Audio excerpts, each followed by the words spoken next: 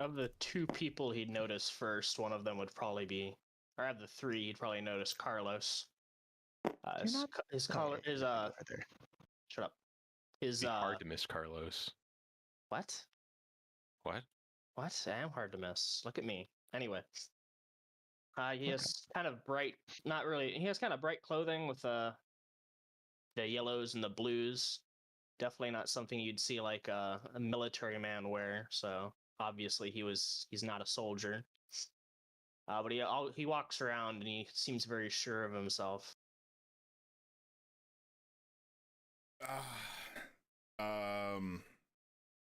Fuck it. Sorry.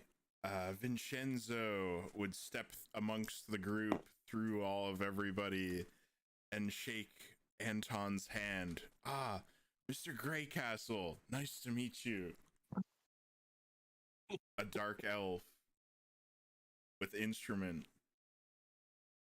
With instrument. You don't have an instrument. Remember, it's at the fucking I have a fiddle. And I thought I was the weird one. How does he know my name already?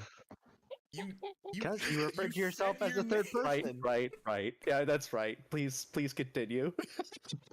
A nobly dressed drow that has sharp yet sickly features.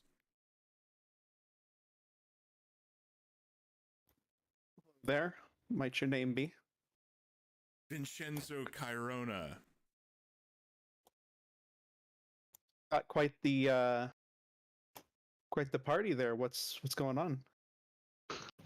Bold of you to assume he's in charge. Ah, yes.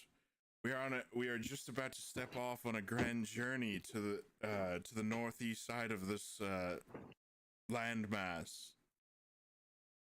Heard tale from our contact that I believe you've been in contact as well with. That there's a nasty group of vampires, perhaps. I've heard a bit about it. I know that obviously I couldn't do something about it myself, but honestly I've been kind of struggling to find a group to help with that issue. But I mean, you'd probably be the first group that I've seen trying to deal with them. At least so far. Indeed, sir. Really quickly, between Anton and Nephis and Ludwig, are either three of you wearing any sort of mementos or yes. I have a object pocket watch. attribute you to your former service? I remember this. I am not. I have a pocket watch. That's something. Does that have any very obvious connection to your former service? No, not obvious. Oh. Yeah. The military clothing. It seems things have changed. That they have. I don't think he'd recognize the pocket watch though. No, okay. This is That is a fine really meta, timepiece but it's you just have that all there, three of you are Ludwig. aware. Fucking A. All three of you are aware.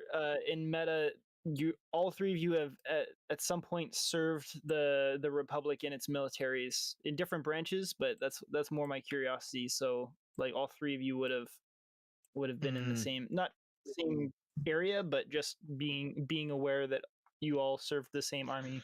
Can you at make one my point character a little bit smaller? Yeah, you should probably make all of them about the same size. Well, I don't know, like, what scale the grid is gonna be.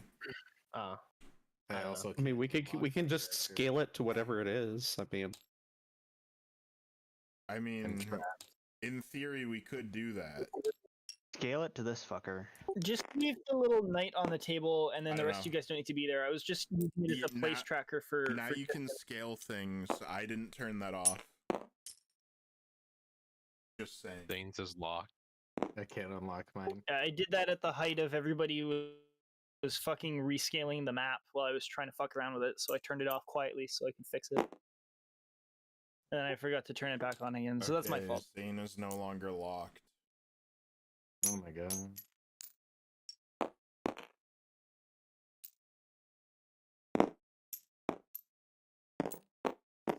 Okay, yes. So yeah, you're all standing outside the gates of the city. You are all preparing, or at least everybody except for Anton is preparing to move to Confluentia. I don't know if there's anything you need in the city before, like any stuff, or if they're all just gonna fucking carry on with you right away. But yeah, if you are ready, we shall depart. I believe it will be quite a journey, sir. You may need to pack some provisions, Mr. Greycastle. Well stocked right now. Probably about, let's see, 9-10 days. I should be fine. Holy moly! I can make the journey. I brought some spare rations in case anyone needed any. That should cover you, Mr. Anton. I appreciate it. Nope, I didn't want that one.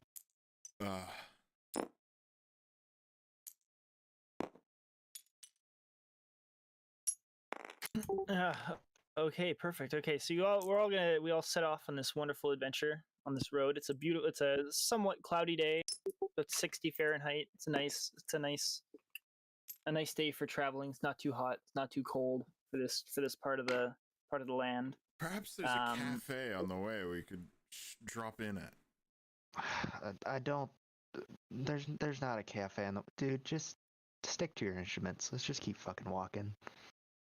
One instrument. It's not a bad idea. How about we have some music while we move, while we travel? Already? Oh, fuck. That is not what I meant. Oh. Small dragonborn at the back. This Ludwig Covered sure in has some great feathers. ideas. Oh. He's starting to grow on me. Oh. I didn't really get a chance to introduce myself, so I don't know if you want me to. Yes. Okay, That'd be cool. thank you. The small dragonborn kind of hanging out at the back is busy messing around with a small kalimba. She's quite peculiarly looking as she is covered in feathers and has a quarterstaff strapped to her back. She tends to be a little more focused on the kalimba than whatever's going on around her. An interesting instrument. What was it? Cthulhu? Yeah. I've never seen such a piece before. I brought it with me from the east near the Dragonborn clans. What is it again? Limba. Okay, safety warning. The fucking Meeseeks music bot's coming in. So if you haven't fucked with it already, be prepared. Oh my god. Oh, you have kalimba music like ready to go? Wow. No. Oh. No. He's got adventure music. It's just a simple little instrument, and she like holds it out and starts just plucking at the metal bars and creating a funky little tune. Oh, that's what a kalimba is. Those are cool. Sorry. Also known as finger pianos, yeah. Oh. Shit, I think Kidders has one of those. I have one of those. Oh, I know what you're talking about. now. One of those Carlos, who things is that has, this like, the metal kid bars on it, right? you Really speak plays. of?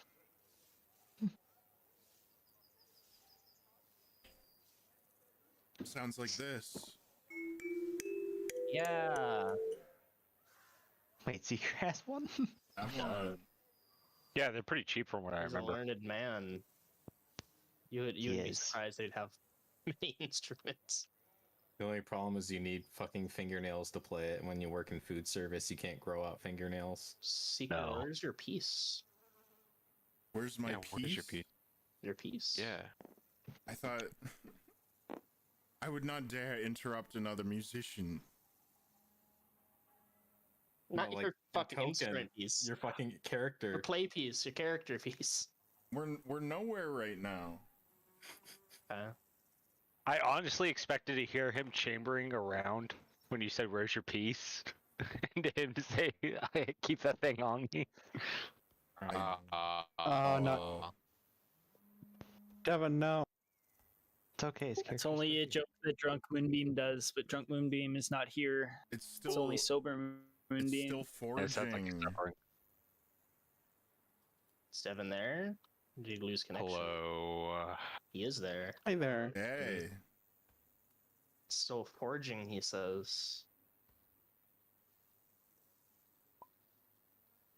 Yeah, and make sure to refresh the down. Okay, we're gonna fucking press on bully through this for really quickly because you're in a fairly secure area and traveling down a road doesn't usually have many issues. Move.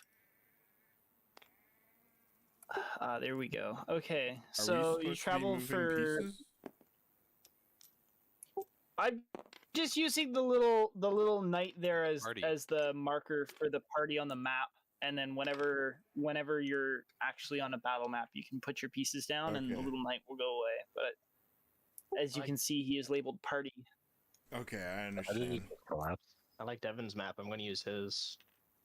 You shall not pass. Okay, fuck off with that. Let's play the Sorry. actual game. Play your Kalimba, old man. Okay, so what Ah. happens with the party? Okay, so you travel for about 3 days, and the road Whoa. itself is uneventful. The Isle of Nicaea is a pretty secure place, and as you travel, you pass other groups and individuals that are wandering down the roads, going in either direction. There are caravans of traders bringing their wares from port cities to inland, as well as lumberjacks and farmers and such hauling their cargo to the local market. A few times you pass some patrols who are just patrolling the highways to keep everything safe. You camping overnight, in nice little comfortable forest floors. Again, it's just nice easy traveling until about the third day when a huge squall of rain comes in from the coast and renders you essentially unable to travel due to the elements, unless you want to try and press on through the storm, but it's pretty fucking bad storm. Are we able to like make camp, I guess? Like, are we able to like shelter from the I don't know. Yeah, you can do any of those things. It's just you wake up in the morning and it's a really bad rainstorm. What Yeah, ghastly I weather. don't- This humidity is terrible for my instrument. For once, I actually agree with him. I don't want to fucking walk through this shit. Yeah, I don't think we're going any further until this is passed. I'm going to Yeah, if peer we out tried of my to go tent through- and then close it. If we got try to go through this storm, those of us with weak constitutions would likely get sick. Better bunker down. Fighting in a squall is not a pleasant experience.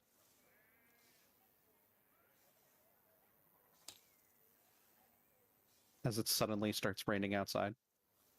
Oh, What the hell? I guess we Oh, don't as need it this started raining anymore. outside, I can predict the weather. I literally just Okay, started anyways, yeah. dumping rain in my window. Oh fuck yeah! Look at me. Hey, what's the Yeah, winning yeah, water? God. That's a good $1 million brainstorm. Holy walks up shit. to your window. A what? Say that again, Chris? Oh no, I predicted the rain at Knight's window, so I decided to try and predict that the man with $1 million would also walk up. But Okay, I yeah. have yet to hear from her. It's a shitty joke. Anyways, okay. So you spend a day waiting out the rainstorm. Just remember to keep track of your rations and shit. So you're spending an extra day's worth of rations.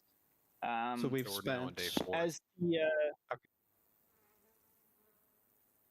As the storm subsides in the evening, you can either choose to press on or stay the night. It's up to you. Oh, can I ask a question? what did I just do? Many Seems to have questions. Reloaded though, so I think. So, as the party is going along, you were talking about traders and all of that. Does Anton notice anything about the traders being different species? Are they mostly human? Any of that? I'm just kind of curious to kind of see what kind of people were coming around here. Yeah, so they're largely local. The demographics of the Isle of Nicaea are mostly human. However, there are some halfling caravans. Halfling clans are known to roam about these parts, not just the island of Nicaea, but as well as a lot of Tarvian territory. They do have halflings. Okay. There are two types of halflings. There's the more nomadic clans, which sort of like gypsies. They just travel the roads in their family clans, selling their wares, trying to make money and pick up trade goods wherever they go. And then there's more domestic ones that live in their own little hobbit holes or whatever the fuck they're called, hanging out and being halflings. But some of the ones that you see, it's just the traveling caravans. Apart from that, it's mostly humans. We've got some pretty good variety around here.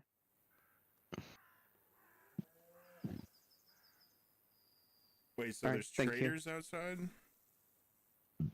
That have been going back and forth through the past couple of days, if I understood correctly. Okay. They're just part of the regular traffic you've been meeting. You're on like the only main road, or one of the two main roads on the island. So this is where, yeah, there's two main highways, both of which reflect through Contium, and they're the two highways that conduct most of the trade traffic. So you're passing a lot of caravans, carts laden with supplies. Again, farmers going to market, lumberjacks bringing logs back. It's that kind of thing. It's just the main thoroughfare for most traffic on the island. All right, thank you.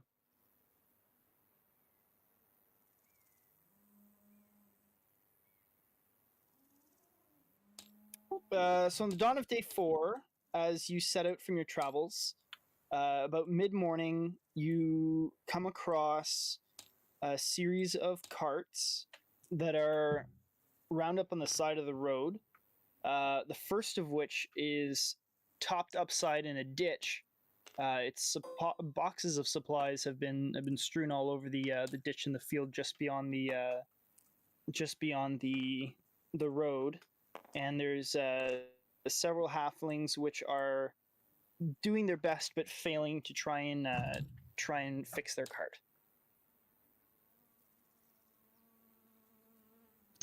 Those guys Look like they had a bit of an pretty accident. pickle.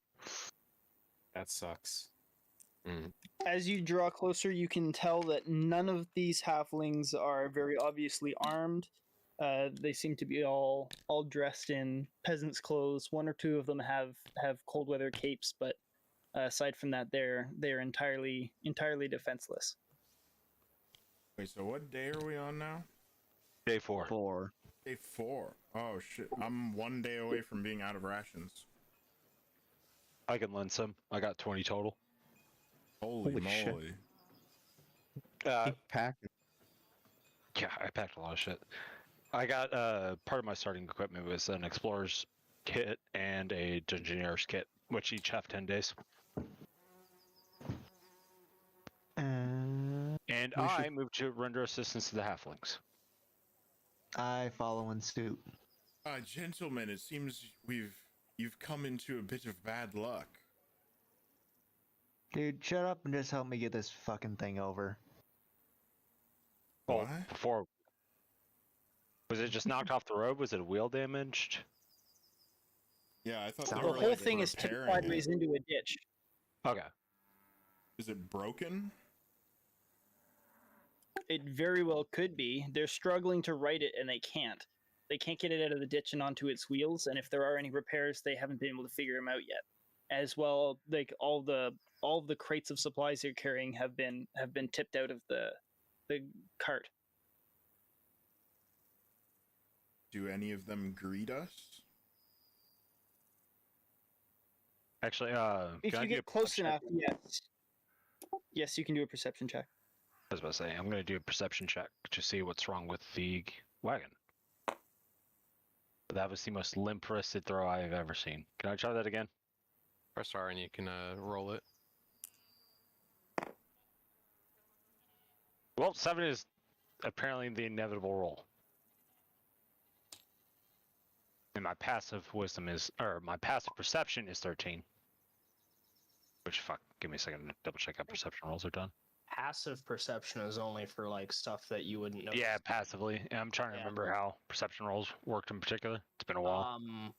You add your skill bonus for proficiency, your skill bonus for perception, which you will find on your character sheet. I think, don't you also add your, what would it be, wisdom modifier to it? Yeah, it's going to be your wisdom modifier, and then if you're proficient, you add your proficiency bonus, and then that's what you add to your roll. So it's a 10 total. Because I have a wisdom modifier of 3. As you're walking up, you're looking at the cart, trying to see if there's any obvious damage. The most you would suspect, given the way the cart is laying in the ditch, they probably broke an axle, but you cannot see the damage itself. The wheels do look like they're at a funny angle, but you can't attribute it to anything one way or another. Can I do the same thing? Since I'm a little bit more mechanically inclined. Since before you do that, isn't there a way to boost somebody's roll via aiding or something? Yeah, but it's only for certain things. You can't help somebody look at stuff. You can, if you're pointing it out to them, it's because you already see them and you've chosen to share the information, but you cannot assist somebody in using their eyeballs. Actually, I think I can.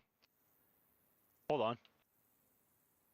Let me double check. Wouldn't it be more for stuff like there we go. Like helping somebody move something or something that could potentially Yeah, it's also for things like stealth or investigation, other stuff like that. It's when you're adding a bonus because you're helping them with that activity, which is like something for perception or something for insight is very hard to assist someone with because you're trying to help them use their senses. But in that case, you would have had to do your own roll to see it first, in which case you just share the information. That's why who's doing the roll?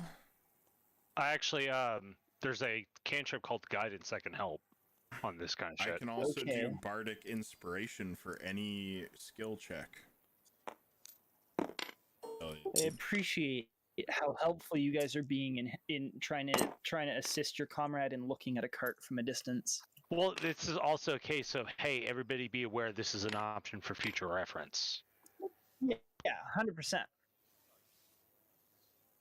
It works for all skill checks. Okay, so are we doing... Carlos is a naturally suspicious individual, and he's seen more than a few grifts in his time, so he's going to do a perception check to see whether or not anything is out of the ordinary in the surroundings, like if anyone's waiting to like ambush them if they try to help or anything. So... Okay. Should be an 8 plus 7. So 15. I suppose that's what my character would be doing as well. Say it again, sorry. It would be 14. Okay, 14. And you're looking at the people themselves? I'm looking at the surroundings, like the woods, like around the cart, anything that could potentially hide anyone from, like if they're preparing an ambush, like off in the woods or behind boulders or trees or whatnot. Okay, so the terrain surrounding these carts and the terrain in the road, just in the nearest vicinity for optimal ambush, is mostly scrubland, fieldstone barriers, and there's one or two pastures where you can see some goats out to pasture and a few sheep in a different pasture. There's nowhere where somebody could hide that you would miss them. Everything looks rather tame. It doesn't seem like there's any disturbances that would put the hairs up on the back of your neck. Who is rolling the perception check? I was. No, to see the wagon. Oh, it was Rubble. Corwin was original. Did you already roll You can it? also, everybody can do a perception check on the wagon. But Alright, I'm doing a perception check. No, wait. That was... You're gonna do a spell. My bad. Which one is D6? Oh, this D6 one. is just a normal dice. Yeah, Ludwig, take care with that wagon. That is added to his roll. Damn, that's What, actually pretty good. 4? Okay. Yeah. So do I roll now, or do I keep the roll that I just got? Yeah, you can either Who just actually. who moved that? That's a D12, I think. Oh no, is that a D12 or a D20? I'm holding a D20. That's a D12. That's a D12. What Yeah, is it is a this D12. thing? Yeah. Whoops. Get up your I'm hand. a bit slow. Thank you. If in doubt, right click and then check rotation value, and you can see Alright. what the highest number is. Shit, we lost Cardok. 15 plus 1 plus 4. 19. Damn. It's 19. pretty good. 15 plus 1 plus 4 is not 19. Oh, 20. That is 20. Okay, so you examine the cart, and you can definitely tell that that one of the axles of the cart has been splintered enough that it's unusable. It's hard to see, but you can see that the way the wood is splintered, that once it rights itself back in the cart, that wheel's gonna just stay in place. You also can tell that some of the spokes on the other wheel have been disconnected, and there's a little bit of fraying on the actual chassis of the cart itself that looks like it's been somewhat damaged. Aside from that, anything else is just wear and tear that's minor or inconsequential damage. Okay. Dang, what did you guys do to your cart? How did it get so messed Have up? they talked to us like at all since we started like coming Yeah, over? no. No. You guys like Been looking at it. From a walking distance. towards them, not really saying anything, and these very small, wary people who are having a hard time are trying their best not to draw attention to I the did say 7 something. armored figures. I greeted. Okay, but this was in the midst of all the rolling and stuff, so I didn't have an opportunity to it was respond. before. Gotcha. No, he did his greeting prior, but Chris didn't want to interrupt the rolling and whatnot. Right. Oh, seems you're having trouble Okay. with your vehicle there, lads. Are they lads? There's lads and ladettes, How many? lasses. You can see 10 in total. Oh my god. It's a lot of fucking halflings. It is a lot. Lots of little creatures. Remembering that there's more than one cart, it's just one of the carts is in the ditch. There's more than one though.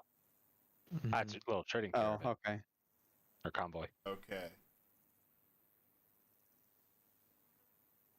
Okay.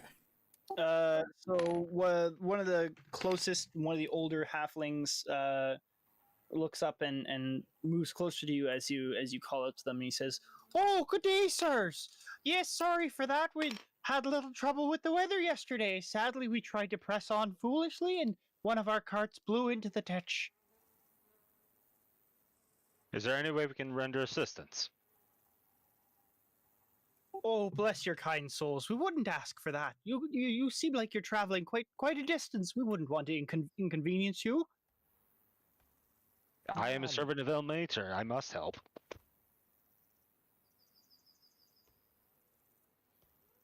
"Well, I won't say no twice.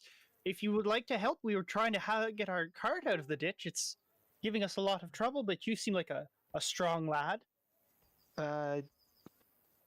Not to butt in too much, but you guys should be careful. Those that axle's looking pretty rough. I don't know if that's gonna hold the weight of you tipping it back over. Such tiny creatures. The halfling it's a turns around wonder and- that you've made it this far. Well done, lads. Wow. The older halfling turns around and he examines the cart more closely upon Ludwig's appraisal, and he says, "Oh, you're right. Well, the first step is still bringing the cart back onto the road. Otherwise, we can't fix it at all." Fair enough. It is rather difficult to fix things when it's at an angle It is. in a ditch. Yep. Indeed. So how do you want to go about getting this up? Do you guys want to get on one side and we'll start to lift it up? Oh. Oh, was it yeah. blown sideways into the ditch, or is it just the front ends in the ditch? What's the orientation of it? If you've It already sounds said like that. on its back. It is sideways in the ditch, Oh, that makes things rather difficult. as if it was flipped on its side and landed in the ditch. Okay. Does Anton notice anything else? I'd imagine it's just like completely overturned. Everything's just kind of out of it at this point. That sounds like a perception roll check. Is it empty or is there stuff in the back of it like strapped in? Yeah, pretty much. Just basic.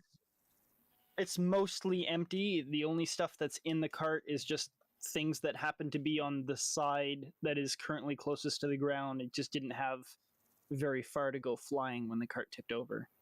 Everything else is strewn across the ground. It'd probably be a lot easier to put your cart back up if you guys took everything out of it first, because right now that side is being weighed down by everything that's left inside of it.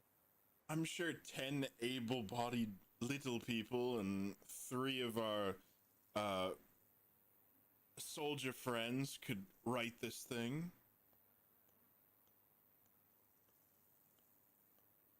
A coordinated lift. Well, bless your kind soul for giving us help. You seem to know what you're doing. If we'll take a step back, we've been trying for a while, but we'll help you out where we can.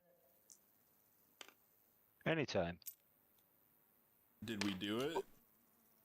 But we're probably about to do a roll. Probably getting ready to. We should there probably have is- somebody collect the supplies that have been strewn about.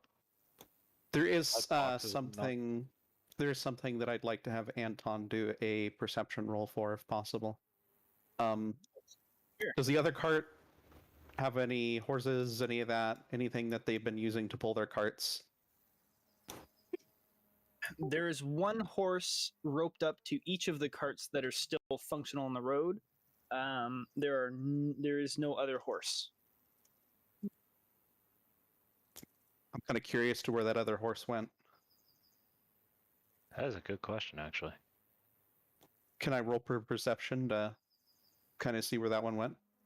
Monsters ate it. You may. What? I'm probably gonna have to do a 20-sider here. Hang on. Yeah, D20. Yes. Yep.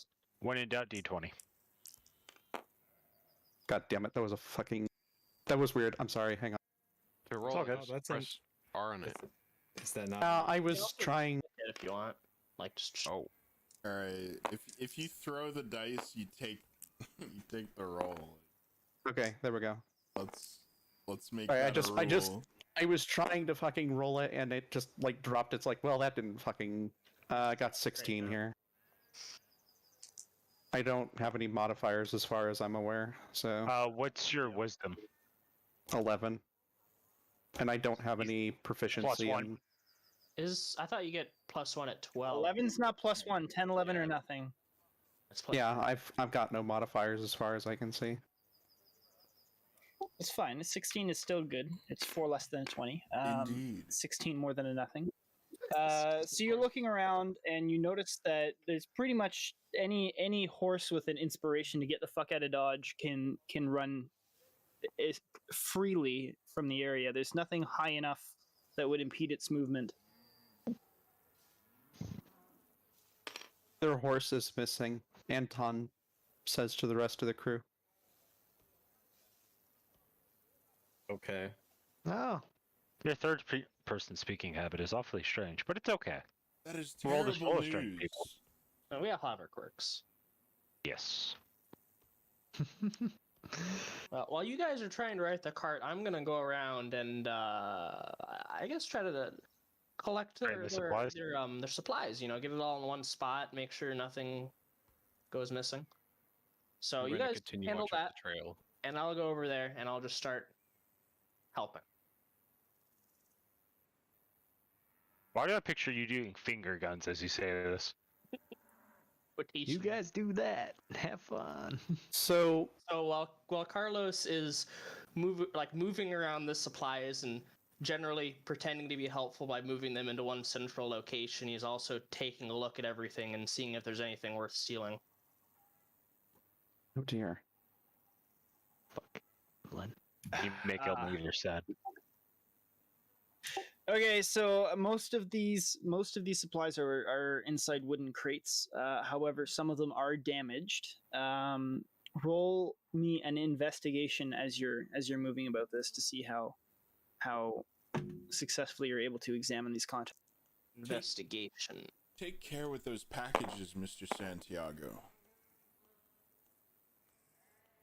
Okay, so 15 plus 2, so 17.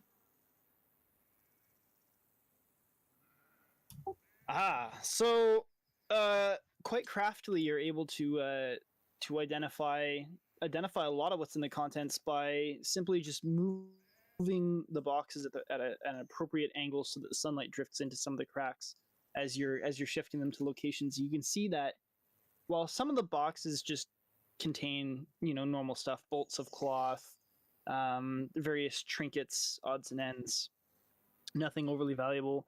One of the boxes contains a number of brass goblets packed in straw.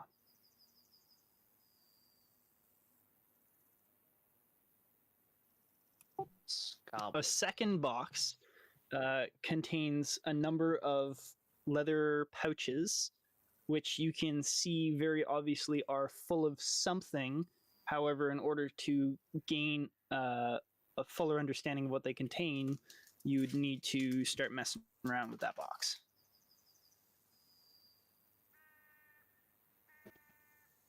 Are those the only boxes I can see inside? They're the only boxes that contain something more valuable than bolts of cloth, like sheep wool, fucking firewood branches, soap, shit like that. Like just generic General things that are goods. worth Yeah, general copper goods. and I am peering over Carlos's shoulder, but I'm not helping. Yeah, motivational support. Take care with those parcels, Mr. Santiago. I got it, Ben. Why don't you go over there and make sure those other crates aren't damaged? I got these ones. Got this. I would hate to catch a splinter from the debris of this wagon and injure my playing hand. Do you not have gloves to wear? Negative, sir. Okay. I would never dream of trying to play with gloves on. Hey, Peter, help me get some of the shit out of this cart so we can flip it over. Who? Huh? Who? Did not Who I said did you address? Peter. Oh, I thought you said Elmeter. I'm like, well, where? Where?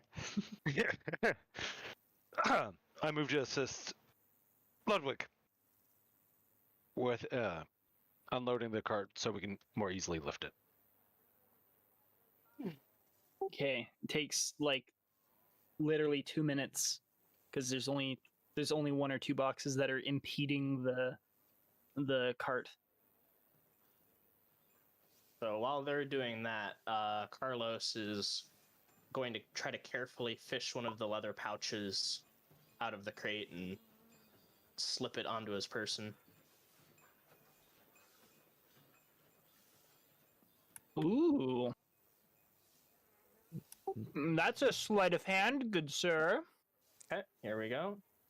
Oh, would that be dexterity? Okay, so what is that, a 9? And then my sleight of hand is 9. +5, so that is 14. Ah. You craftily maneuver the crate in such a way that one of the pouches just sort of oopsie doopsies onto the ground. You're able to examine it further now. He was trying to get it on his person. Yeah. He's trying to take it. Yeah, well, that's what I'm saying. It's oopsie doopsied as in like, oops. Oh. Down the ground, into the hand, into the pocket. Hell of a lot easier when you're Okay. bending down in somewhat tall, scrubby grass. Excellent. So as I put it in my pocket, I take a look inside real fast.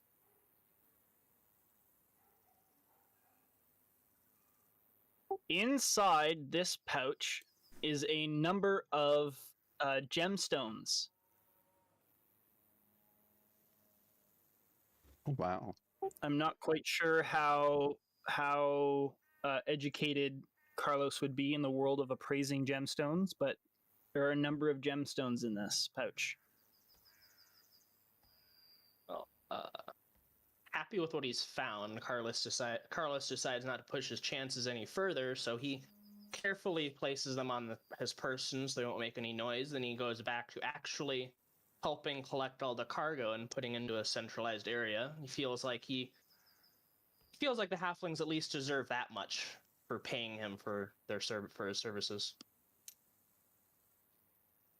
Would I have seen that? Roll perception.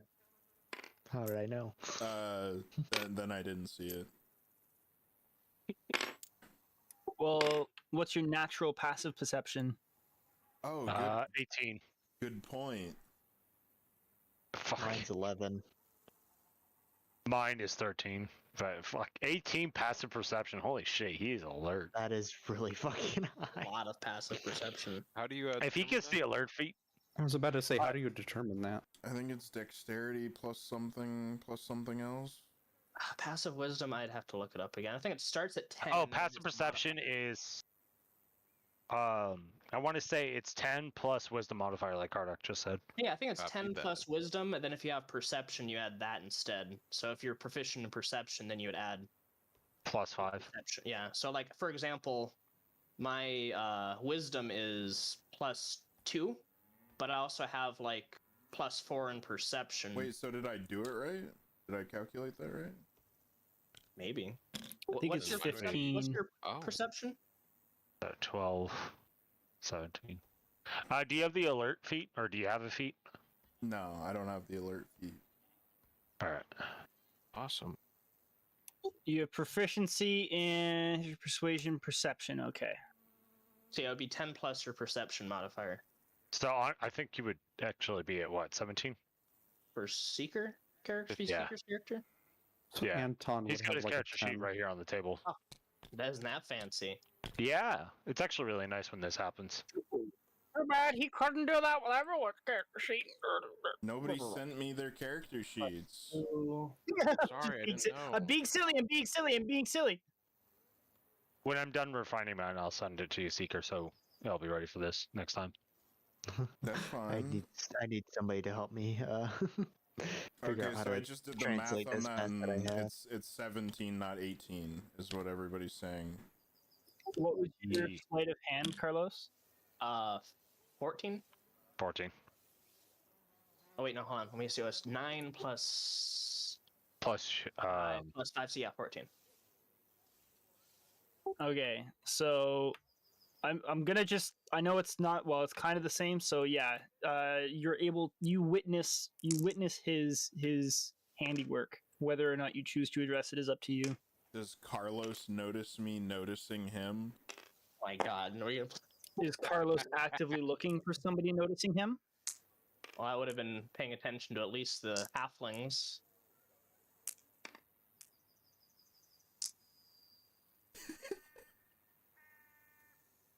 Well, the halflings sure as shit didn't see nothing.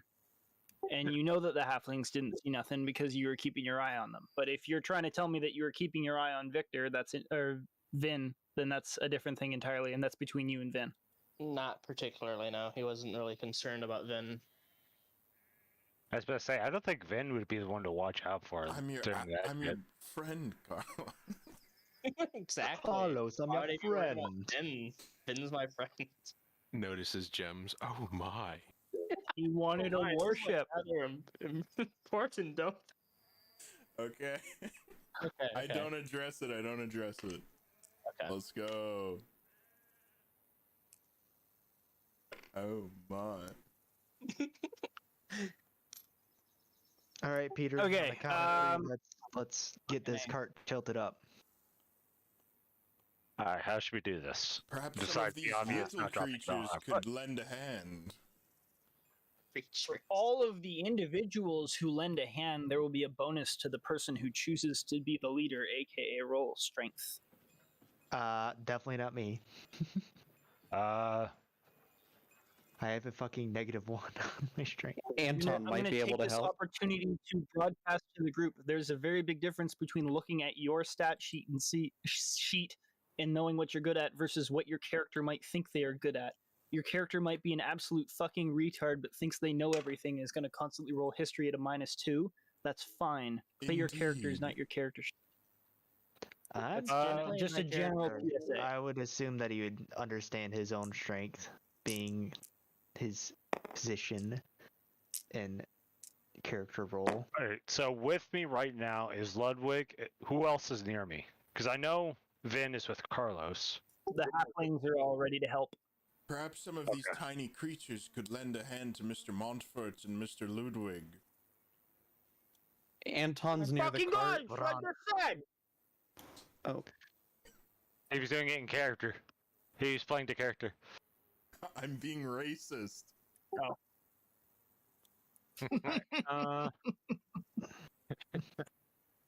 Anton's near the cart, but he's still kind of mostly just distracted, maybe looking for like blood tracks. Anton, would you maybe. mind helping? Sure, I can help. Will you help? Mr. will. Mr. Greycastle, you're quite a strapping young man. Lend Mr. Montfort a hand, would you? Don't be a stranger, sir. All right, I think I'll be the head of this, whatever this Shit is. show. Yeah, I will be the conductor of the shit express. All right, so it'll be a what? D20. Yes. Yes, sir. And you get like +2 for 8. 8. Fuck. My strength modifier goes into it, right?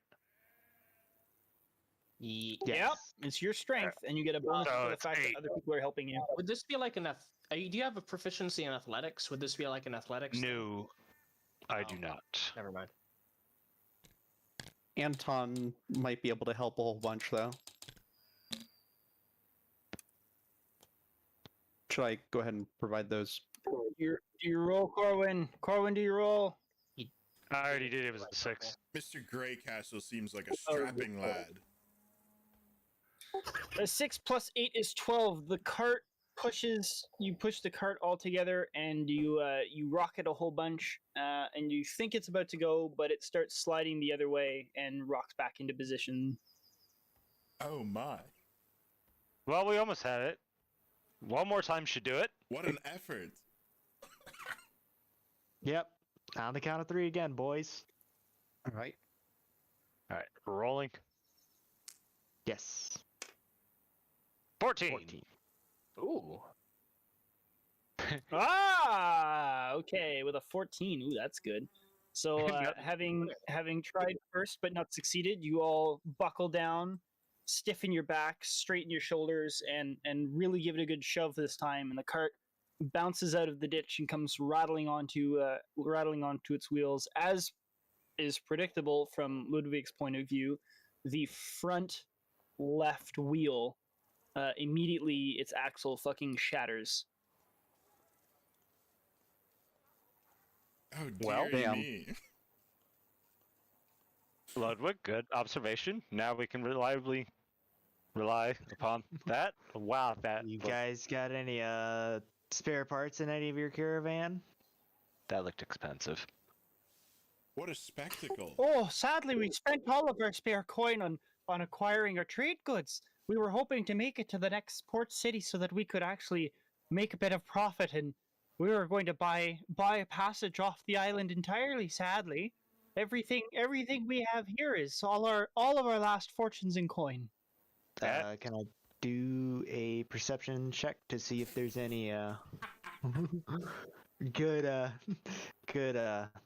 pieces of wood around, since I have my artificer's kit with a carving knife and all those goodies, so I could theoretically help them fix their cart? Yes, you definitely can, and yes, you definitely could. I will do. Apologies for not asking your name prior to this, but what is your name, sir? Who are you asking? The halfling. halfling I'm speaking to. Okay, shit. so it'd be a 9 for my perception to check for any wood around. He says, "Oh, my name is Seamus of Clan Finnegan." Yes, it is. Quick added character note. Really? that was. Were you that surprised? I love this man already. It seems like that's these magical. tiny creatures might be stranded here forever. Well, Seamus, this is. Vin would look Seems- at Carlos.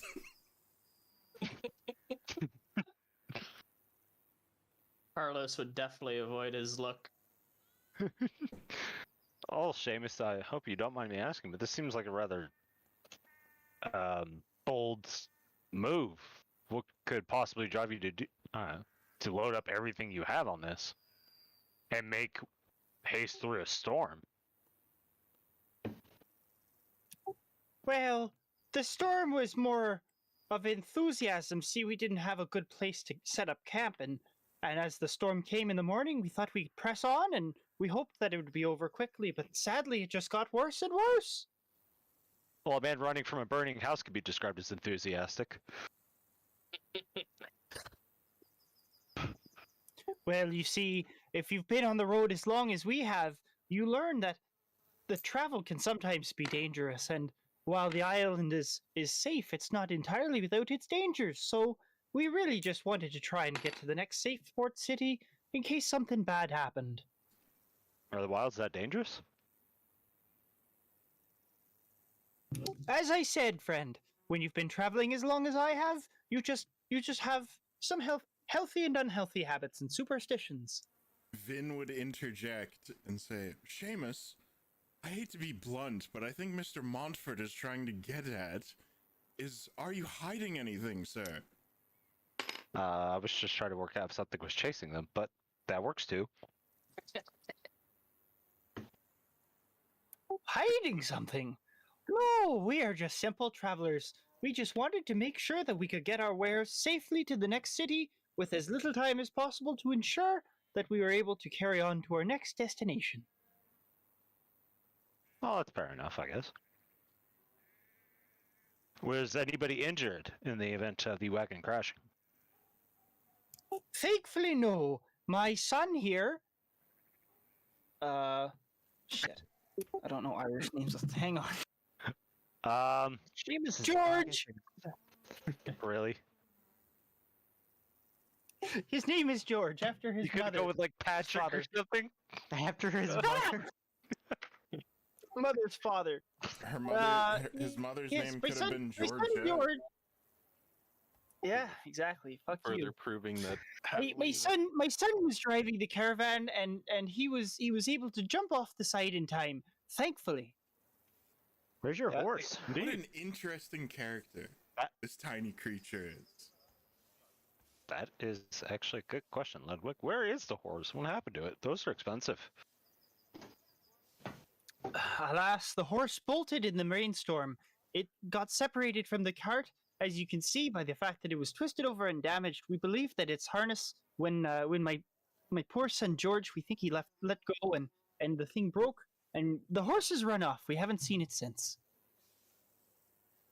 Well, it probably could have gotten turned around in the storm, so it doesn't know to return here. Honestly, anything could have happened to the horse by now. You sound like you speak from personal experience, Mr. Anton. Yeah. I've had some time working with horses, though either it could be right around the corner or it could probably be dead quite a bit of ways from here, so hard to say. Well, understood. I will defer to your greater experience upon this matter. Unfortunately, I can't really do my tell which perception way check it for went. the wood now. Yeah, go ahead. Yes, the wood. You see wood. There's wood all over the place. There's a lot of really good wood, bad wood, wood all over. Move your hand out of the way. What did you roll?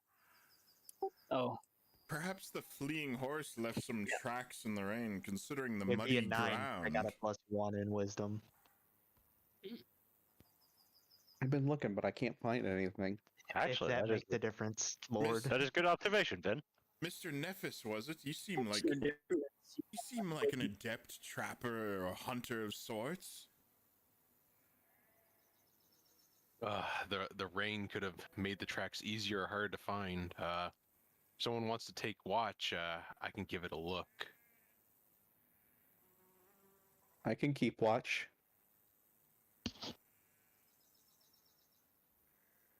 All right. Anton takes Nephis's position where he was before.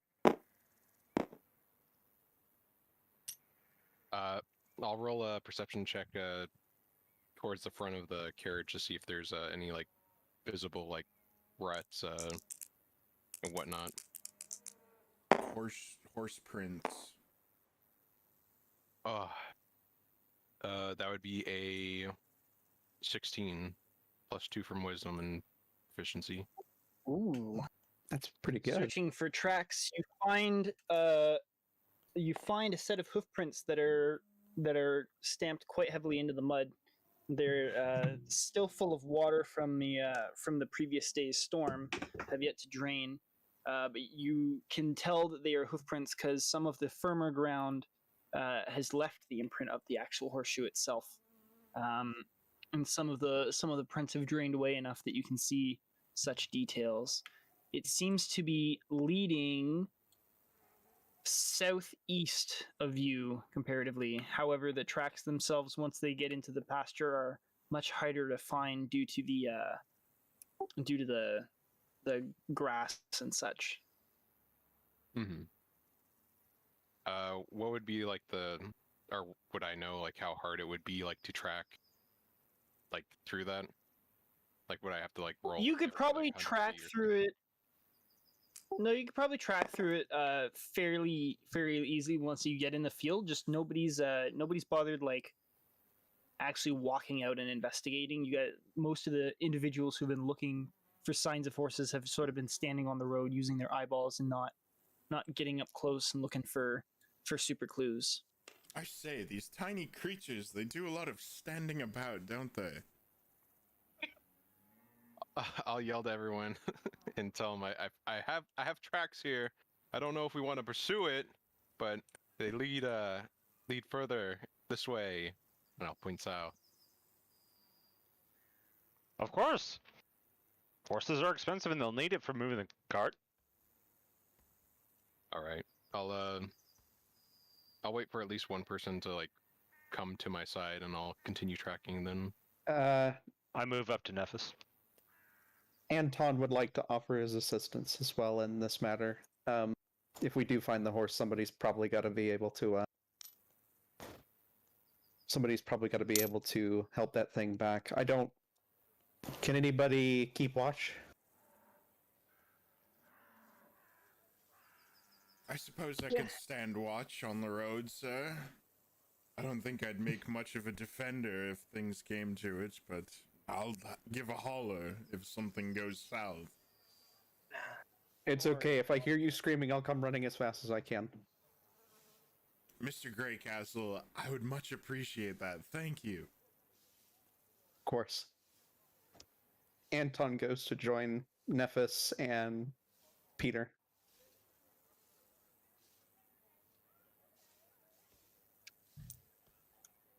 Chris, do you want me to Lovely. Okay. roll for? Yeah. What would that be based off of? Okay. I'm going to tell you right now that even with the equipment that you're carrying on your tool belt, we're talking about like carving an entire axle, which it's not a 5-minute fix. Obviously. Yeah, okay. Just as long as you're aware, like you might be taking a couple hours to do this. I mean, yeah, I would assume it'd also take him a couple hours to find the horse too. So just as long as you're aware. I'm well aware. Yep, you can do that. It does not require you to do a roll because you're taking your time and you're exercising your exercising your skill, as well you have an actual fucking like example of exactly what you need to carve. What is your intelligence? 16. That's the base. Okay, I and want it's you to a roll me a +3. 1d8 and subtract your intelligence score modifier. Okay, 1d8. There. And subtract modifier, so it's 3. It should take you 3 hours to do. Okay.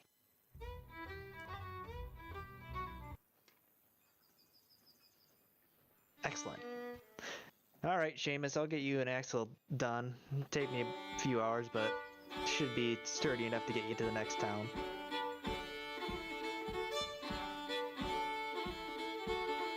Petula happens to overhear that and stops leaning on her quarterstaff and watching in amusement and walks over somewhat impatiently and says, Can you just show me where the damage is real quick? Yeah, it's right there. It's the front left axle. Got fucking busted when we lifted it over. He nods and produces 2 lodestones from her, what was it, compartment belt. And she, component pouch, that's it. And she starts casting a mending spell on the axle. Do I have to roll for that? Okay. Perform the spell however it's meant to be performed in the spell description. All right. It just says anything no larger than 1 foot in dimension, a break no larger than 1 foot in dimension, and it leaves no trace of the former damage. Takes a minute. Wow. Okay, there you go.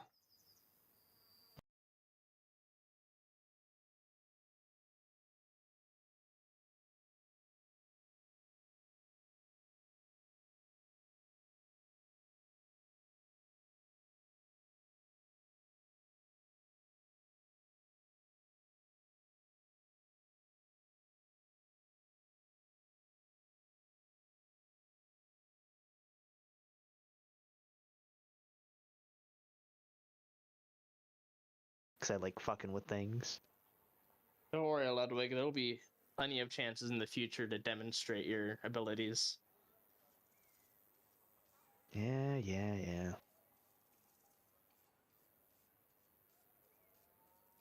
On to the adventures of Yes. Nephis and True. crew. Awesome. Nephis, track this horse through the field. Do it. Track the horse. Okay. Smell it. I'm Do the thing. I'm maybe rolling for tracking.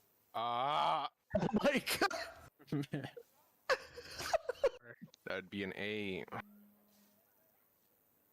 You begin to track the horse, but you quickly lose your way in the pasture as there are a number of other animal prints that leave you confused. That a lot of track. So Damn. I'll start muttering to myself, and I'll tell the 2. I can't see it anymore. All these animals must have been running around when the storm was at its peak. Perhaps we could take a little bit longer. I'll ask them to peer back and see the progress on our party. Are we still Before terrain? we do that, I'm going to go ahead and cast a cantrip of guidance on Nephis. If you're willing.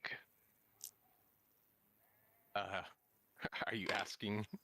Are you asking me? I can consult Ilmater for assistance in this endeavor. To help guide you in finding these tracks. I suppose, sure. Alright, that's consent. I can work with that. Oh hell. That sounds You scary. touch one willing creature once before the spell ends. The target can roll a d4 and add the number 1 rolled to one ability check of its choice. It can roll the die before or after making the ability check. The spell then ends. a D4 they need to roll? Yep. Here you go, Devin. It's right there. Okay. I'm gonna roll this d4. Praise Ilmater. Great. Not too bad. All right, so we should Brings it to 11. no. Well, we should probably roll a new one since this is after the false or after losing the tracks. That'd be a Chris question. Oh, so I re-roll again? I was about to say from the narrative, it seems what it implies.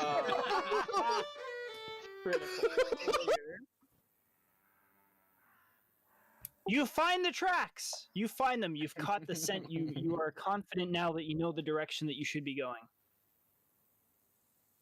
Oh, you seem to have found it. Praise Ilmater. Yeah, I see them right here. They take whatever direction that they take. Lead the way. You can see that they are tracking east towards the end of the pasture and into a hillock of trees. Then off we go.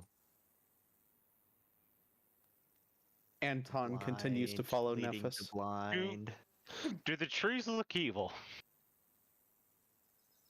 They look like trees. So yes. Who's still Nature around is the cart? beautiful. Me, Ludwig, Cthulhu, and Carlos. Carlos. Santiago. Yes. Okay. Carlos would have taken up sitting on one of the crates that he had moved. Standing around is tiring work. Indeed. Okay. They lead off into that forest. Let's continue onwards, I suppose. Yes. You Since you we sound a fixed the little cart, disconjointed. I know the glory of Ilmater is great and all, but are you okay? It's left me feeling strange. Yeah, that's how it goes. I was just gonna ask, since we fixed the cart, what are the gnomes up Ilmater to? filled me right up. The halflings are loading the cart back up with their Gnomes. boxes. Say, Seamus, do you have anything you're willing to part ways with? Anything interesting? Do you have any knickknacks or anything cool? Trinkets?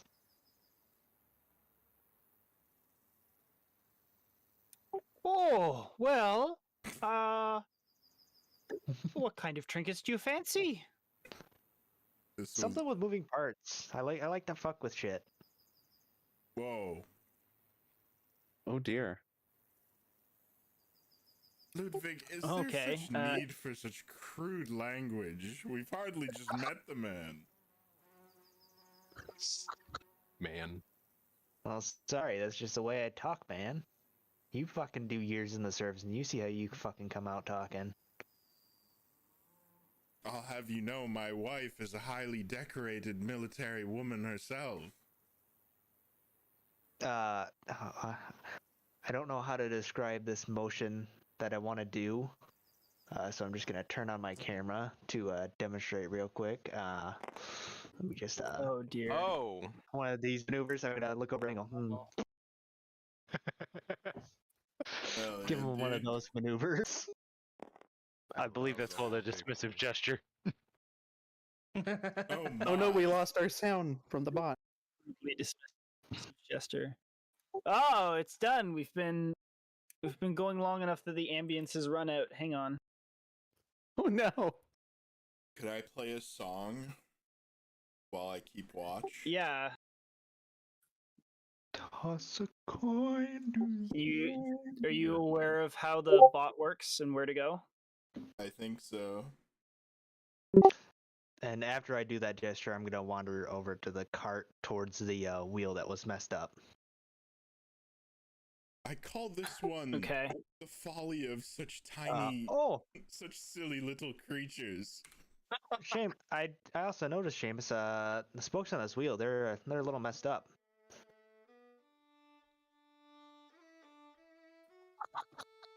Out fucking standing. Seamus, yes, Seamus sees them and he says, "Oh, you're right. That's not good at all." What Sorry, did we what say happened? was wrong with the? What did we say was wrong with the spokes again? I forgot. Hold Were on. they loose Some or- of the spokes were disconnected from the wheel. Hold on, I'm performing, aren't I? How does everybody like my performance? I'm gonna take out my wood mallet and start banging on the This is on the important to me. spokes of the wheel to get them tight into the wheel again. I can't read And my then dice. the third not appearing in this film. 15 purposely- plus 6, that's 21, baby. And also all purposely of the halflings that haven't really been doing anything are sitting and appreciating your performance. Hell yeah. yes, but I'm going to Going bang going on- back a little bit, fucking Seamus offers you for your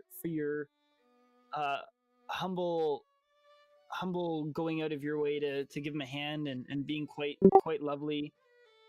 He gives you a little a gnomish trinket that he acquired while he was doing the rounds up north, and he tells what- you, "Oh, I got this little trinket from a gnomish tinkerer who I'd done some business with. He appreciated the work that we were doing, and he gave me this little token, and I've never found much use to it, so I'll pass it on to you." And it's a fist-sized orb made of silver, and inside the orb of silver there are a number of different gears, wheels, and cogs that function somehow. You can see that there's an insert for maybe a key or a rod or a something on the what you would assume is the top of the orb. It's a hexagonal insert. Understood. Seamus, do you have the key for this as well, or do you just have the orb? Oh, I didn't know there was a key. Oh, how strange. Well, I never got a key, so I'll let you keep it nonetheless. And you seem like a crafty man. Maybe you can find out what it does someday. I've just kept it as a bauble of my adventures. Well, thank you, friend. It is much appreciated. Now I'm gonna get this wheel fixed up for you so you can get on your way when we get that horse back for you. I'll laugh my ass off if the dragon comes and just fucking mends that too. Look, it's unnecessary considering all I have to do is pound the spokes in to get it tighter. Motherfucker. Okay. Moving quickly and quietly onwards to the field group, the team in the field. Yes. So you're tracking these footprints across the pasture and into the trees, and roll me another check to see if you can follow it through the forest.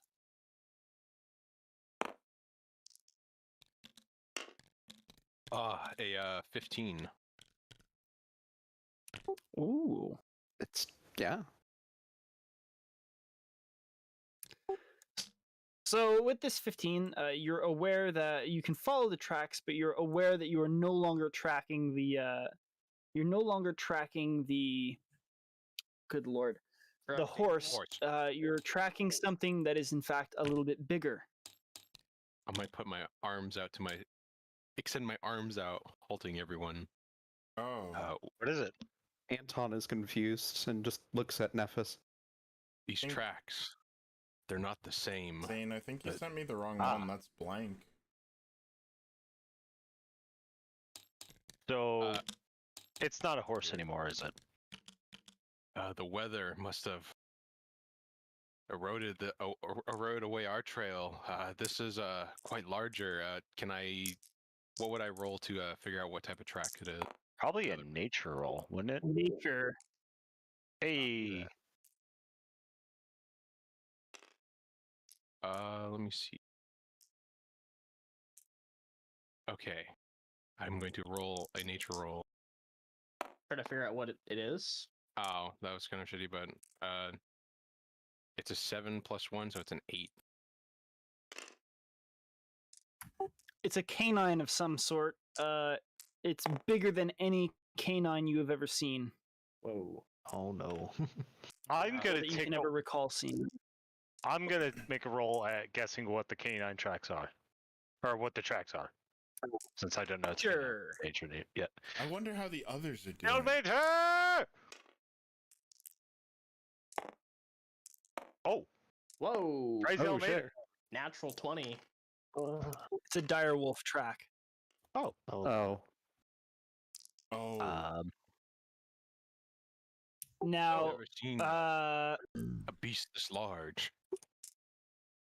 so Anton, you're very familiar with dire wolves Me, Peter. due to your past and the things that you were involved in with the past. Dire wolves were quite extensively used against you. I continue playing. However you choose to react to that information is up to you. well, have I announced it was a direwolf track yet?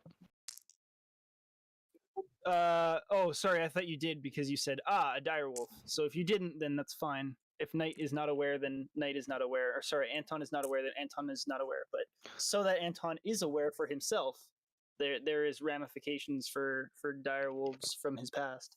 Nobody's got to know. So, Nephis, Mr. Greycastle, good news.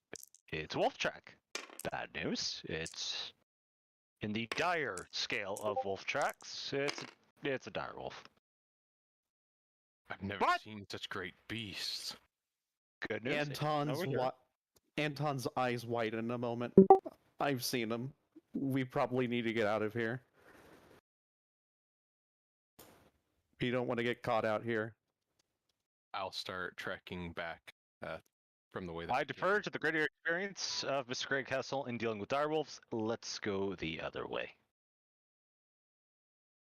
Perhaps we could go back to where our trail split off east and check there again. Yes. How Nephis, much time has passed, actually? We spent about an hour fucking around in the field and in the trees. Damn. Nephis, Yes. I'm gonna be honest with you. If the horse went this direction and there was direwolf tracks, there's a good chance that horse is probably not there anymore. It's probably food by now. I see. Then maybe we should head back to the others and call it as such. That would be Should we- wise. Should we check the track area at least one more time? It seems like we just got confused because of all the rain and the mud. It's entirely possible we just got it mixed up and the horse and the direwolf went entirely past each other without noticing. My concern is the horse went running and the dire wolf came chasing after it in the chaos. Well, this Oh, is it- one track of wolves. Mr. Anton, you seem to be familiar. Do they normally hunt in packs like normal wolves? What would Anton recall of that? I want to say they usually go in just by themselves, though. You can roll a nature or a history for that, depending on how you want to recall. Nature is more about the animal itself. History is what you would remember of it. I'll do a history. So that's gonna be Okay. 11 plus 2. Okay. Wouldn't he get some kind of bonus since it's mentioned in his backstory? It's not specifically mentioned in Shit. his backstory, but it has. Oh, okay, gotcha. So 5 plus what? 2.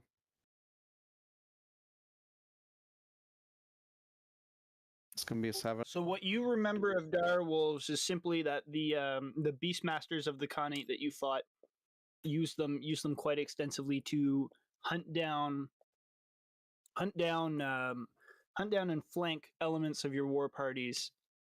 You don't know much other than what they were trained to do.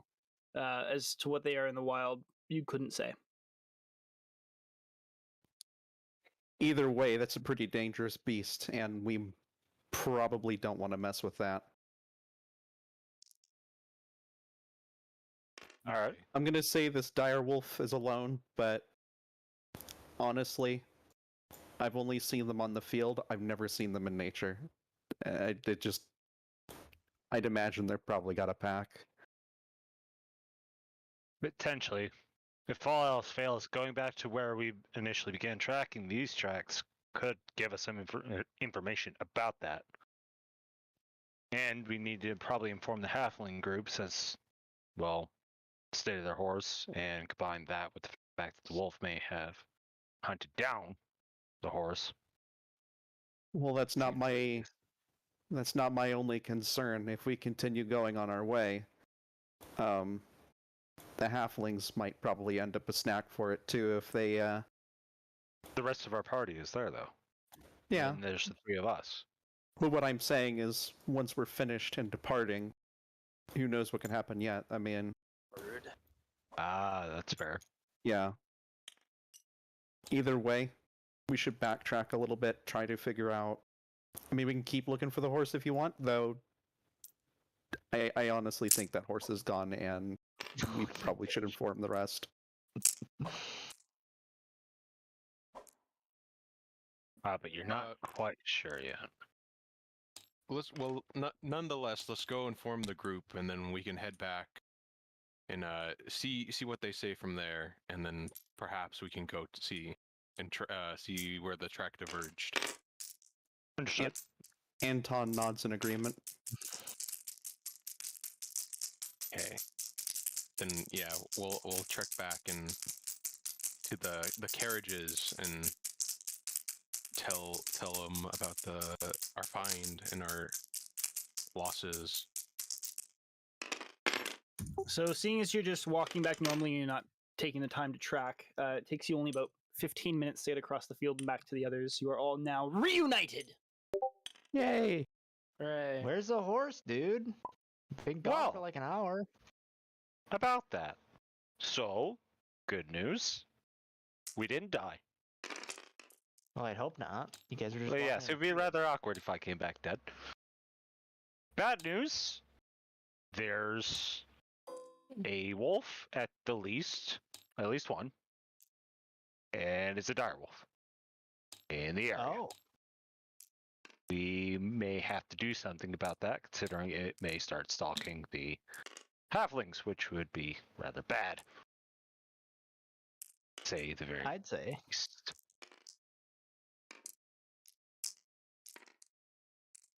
So we can either start trying to find out what happened to the horse, try to rescue it if it's in peril, or we can go to deal with the direwolf, or we can just simply move on.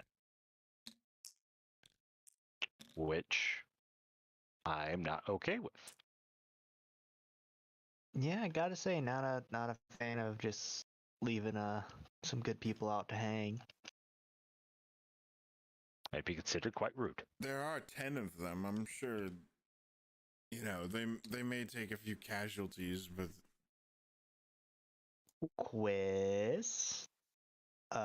With me being in the army, would I share any of the lovely knowledge that Mr. fucking Anton Greycastle? Anton? Would I have any of the same knowledge that Anton has? Only if you can answer this question. This is up to your choice. Did you serve in the war between the Tarvian Republic and the Dordian Khaganate, which is their northernmost neighbor How many years across ago the would it channel? have It's been happening for the past decade at most. Hang on, let me just move the world map. Or move the map. Oh, Watch out for your characters.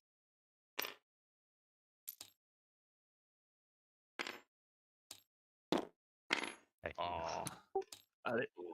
Okay, so as you can see, there's the Republic of Tarvia. Cool. And then up here's the Dordian Khaganate. So Tarvian Republic tried to go up and claim it as their own because they're greedy bastards. The war ended in a bit of a stalemate, a very uncomfortable stalemate. Maybe 2 or 3 years previously. Like it's only recently come to a close. And even at that, it was with no clear winner. oh, then I would go ahead and say yes. Then you have knowledge and experience of the tactics as well as the you have bonus to knowledge of the war that happened over there. Seeker, how tall is your character?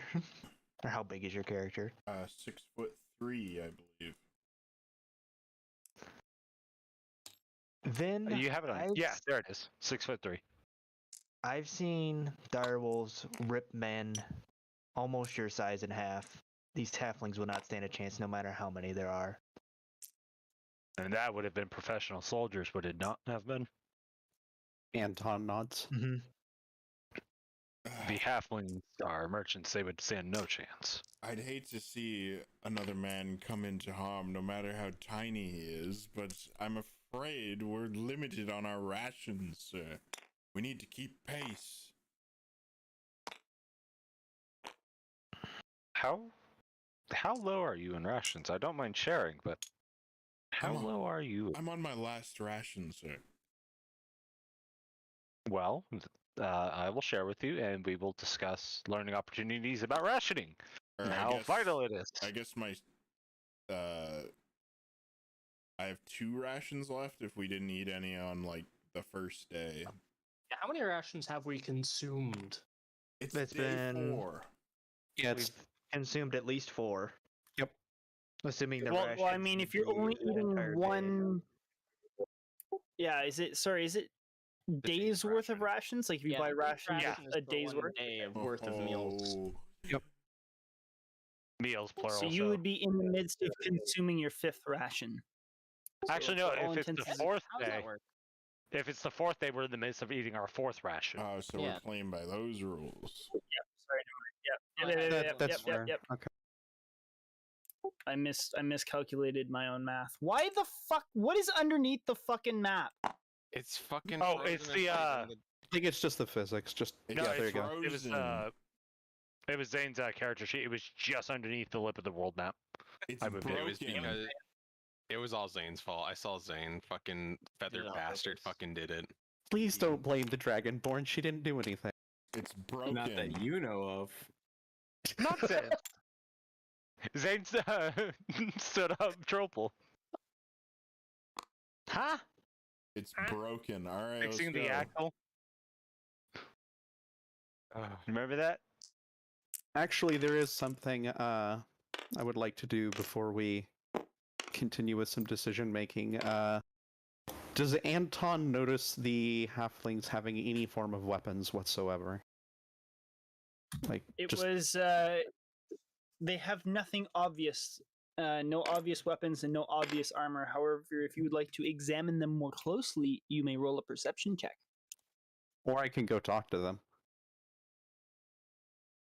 There's Or nothing preventing you from doing do, both. however you to be want. honest. Yeah. You can do whatever. Remember, the perception is just using your 5 senses to determine something that you're trying to look at. Okay. Well, in that case, I'll probably roll perception first before I decide to go talk to them, just in case. That's up to you.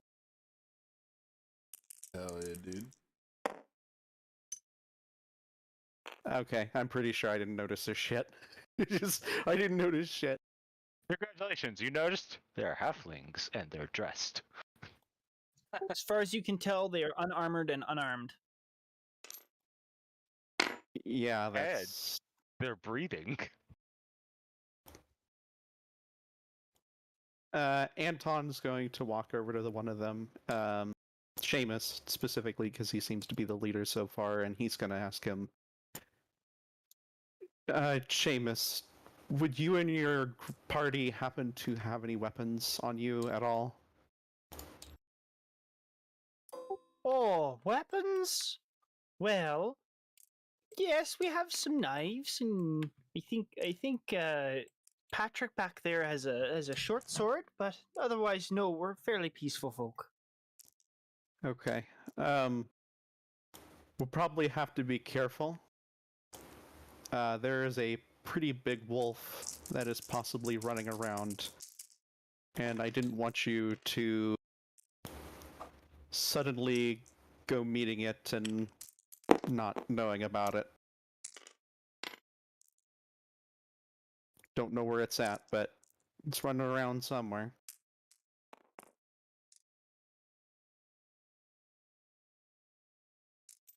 Oh, okay. Well, thanks for the heads up. We'll definitely stay on the roads and try to make best speed for the cities. This is a perfect example of why we try and not stay out too long. Makes sense. Anton goes ahead and joins the rest of the group again. What a silly As far as- creature. See what about deciding what we're all going to do about this.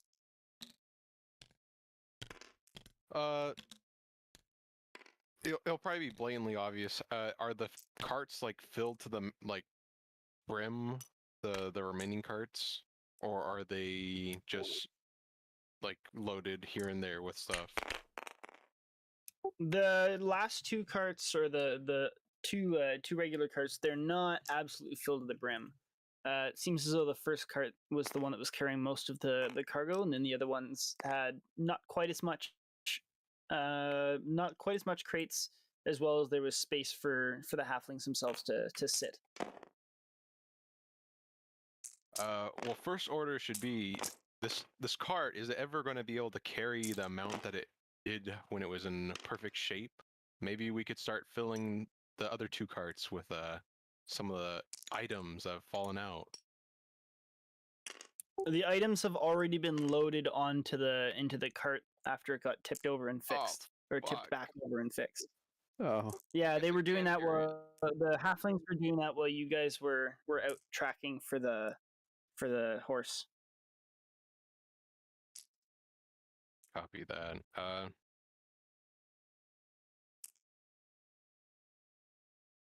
What I don't strange know. little creatures.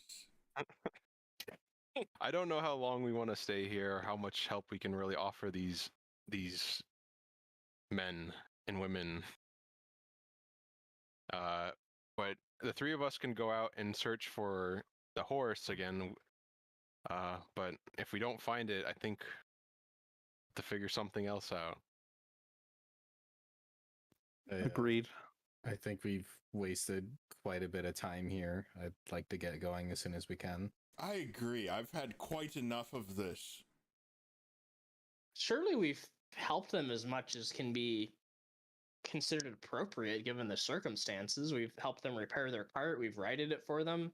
We tried to find their horse, but it possibly could have been eaten at this point. Yes, Carlos, especially you. Indeed, I helped put everything together. It's very helpful. Indeed. Indeed. Yeah, there's not much. I mean, we it can was do, wonderful guys. of you to help. I think we probably better off carrying it on our way. Can't get too What bogged time of down. day We is got it? some coin to get.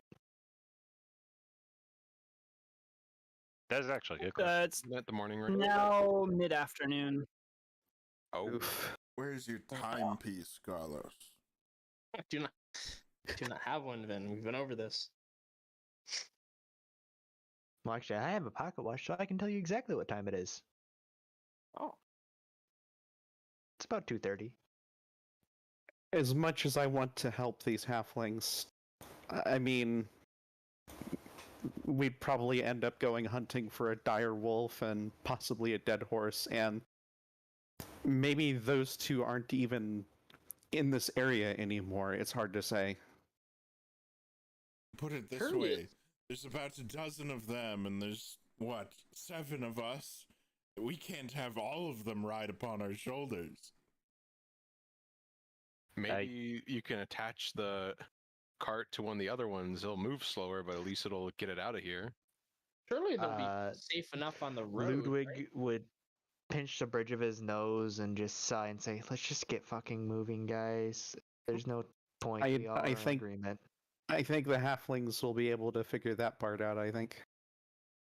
I more meant that towards the halflings, that giving them a solution. Right.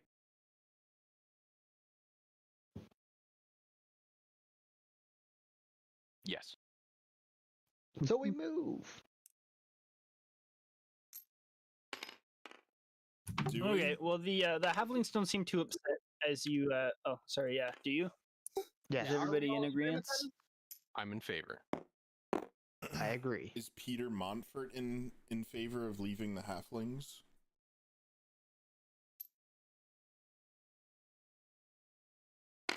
The Church of Elmater says to reduce suffering in the world as much as it can. Now the question is, stopping the vampire nest will stop greater amount of suffering, or helping these halflings and then going to do so. But it is vampire nest near a town. Time is probably of the essence.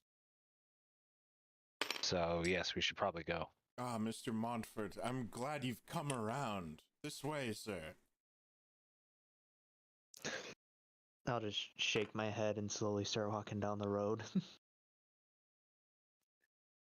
Anton's in favor, saying farewell to the halflings before continuing with the rest of the group.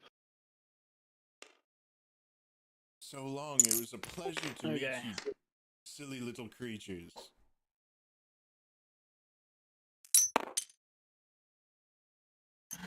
The halflings wave goodbye to you and continue just sort of babbling at one another. They don't seem overly troubled that you've decided to carry on. They've been quite appreciative of your help so far, and they like I said, they wave goodbye and then quickly turn back to whatever they were doing. Hell yeah. Devin, that was awesome.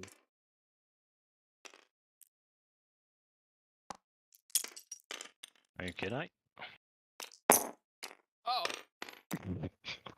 Oh no! Ah! Ah! So I guess everyone's in favor of going then. Yes. Yes, Yes. we are moving. Yep. Yeah, you guys fucked off. Sorry, I'm Indeed. trying to fuck with the app here. Oh no, it's fine. Okay, so yes. so you guys finish the day and then continue traveling the rest of the way to Confluentia. It's going to take another 3 days. 4 days. Yeah, 4 days. Yeah. Yes, thank you. Oh my. Of travel to get to the city. However, the rest of the voyage is without any necessary stops or other distractions. You've arrived. Okay, I'm just gonna move this out of the way. You sound so He's about to say. exasperated at our little These- side of No, These no, fucking it was not adventurers. exasperation, it was- I'm trying to fuck with the maps and not send everything flying. All right, It's Triple, I smaller. knocked over your tower. It's only fair you do the same now. So how many rations There's a have been used map up? in the way. 8 total. 8 total. There was 1 day of rest or shelter in place. Yes. No, you would be using longer because you spent like at least half of a day fucking around with the halflings, so you would have Their day consumed ration? a Probably total would of have tried. 9. Oh. In terms of like a full day's worth of rations, you have consumed more because you would have consumed part of a day's worth of rations. So that means I'd probably be at 2.5, 1.5. I had 10 rations before. So Yeah, it's sorry. day, so it's day 8? So if we eat a ration a day, Or pack rations, yeah. and we were traveling for 8 days, we would eat 8 rations. But instead, but since we stayed It's in not. place, No, we spent you're more. traveling from. I'm saying you're traveling for longer than. Yeah, you're traveling for. You were out for. We would have consumed Oh, 8 fuck, and how a do I half. explain this? You would have consumed Okay. half of a ration through your travels because you dallied for a half of a day, which added an extra half of Oh, your yeah. day. Is supposed to be 7 and a bit, and then you sheltered in place, so that's 8 and a bit.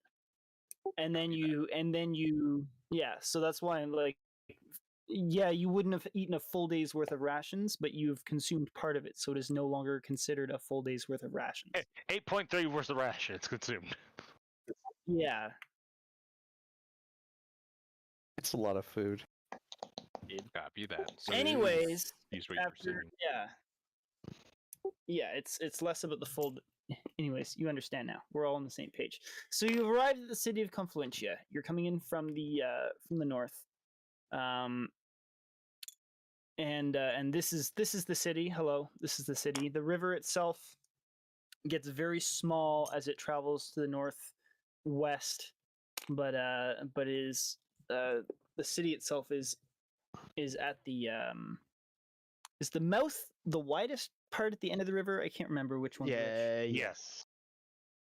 Okay, so that's I guess the tail of the river. This is like where it's coming from. A number of valleys. The watershed itself is moving into the river. So the city is at that part where the river actually starts to become sizable.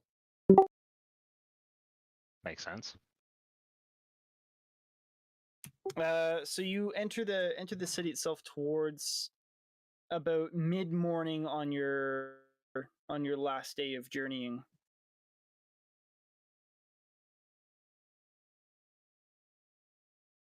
What does the city look like? And you are so the city, much like most Tarvian colonies, has a lot of its architecture is mixed. Some of the older buildings are from back in the age where the Nicaean island was independent of the Republic. However, since then, as the Republic enjoys all of its architecture to be among the same superior quality, newer buildings as well as the wall around the city itself are of Tarvian design, which, for your imagination, is very much Roman.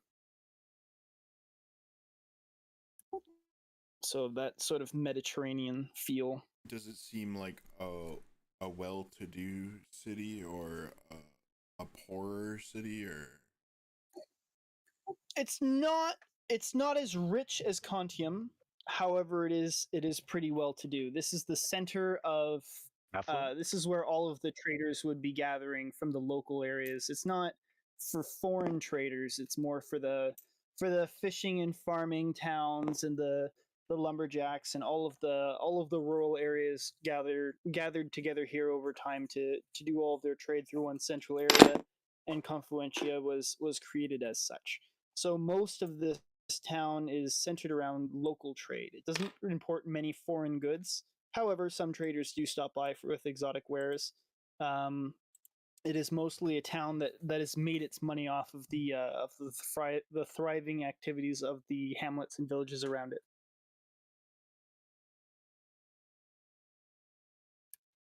The walls around Confluentia are not what you would consider to be overly impressive.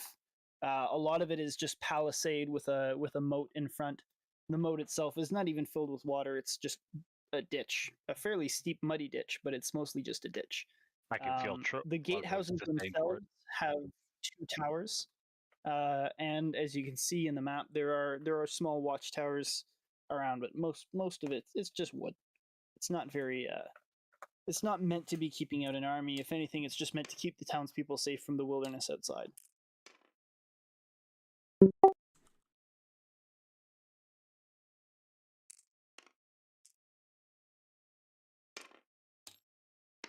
Mm-hmm. Yeah. We walk into the town.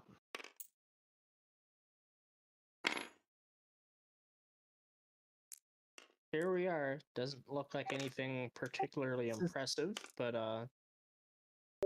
yeah, here we are. How do you guys propose we get along in finding what we seek? I was hoping that you would have that answer. Well, I could check to see if there's a church at El Mater here. See if that helps. Oh, actually, on the map it says something. Look, is that church right there? In the south, right here? Yeah, that's a church. I can't read the we first could- college or something like that. That's really We could check with the guards and see if they've seen anything suspicious that we might need to check out. We may Good idea. Other than that, I check find the that local taverns inns. that have for- quite a lot of information.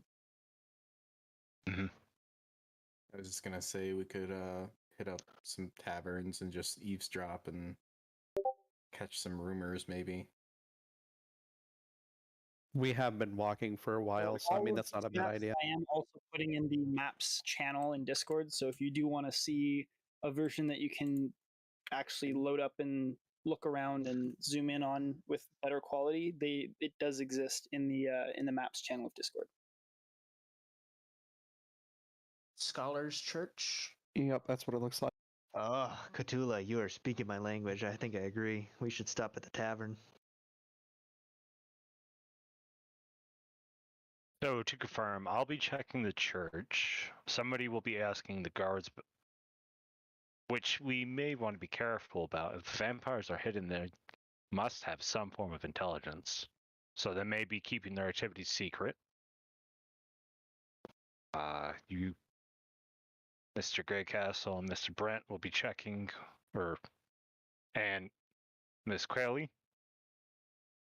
Correct? Or did I mispronounce that?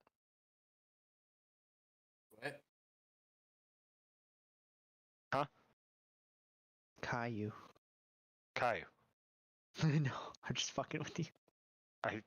Motherfucker. Anyway, Kua? You're cutting it. Cthulhu. Cthulhu. Kua. Okay, thank you. There we go. Cthulhu. We'll be checking the taverns. Mr. Santiago, what would you be investigating again? I can handle whatever is necessary. I can rub shoulders with the guards or go to the tavern with the others. Maybe I can check to see if there's other, maybe the commoners might have some information. That's what I was also going to investigate. The Church of El Mater has a great deal of charity work. I was hoping to check with the almsgivers, lay brothers, any possible missionaries there too. Tried to see, while I'm working that angle, if you can work from the other angle or any other ideas that may come to you. You seem like a well-to-do and grounded individual. You probably have good ideas. And Seeker, I don't remember how your character's last name is pronounced. Chirona. And Mr. Chirona, I believe will follow you. I guess he has taken a liking to you. Wait, what? Who's following me?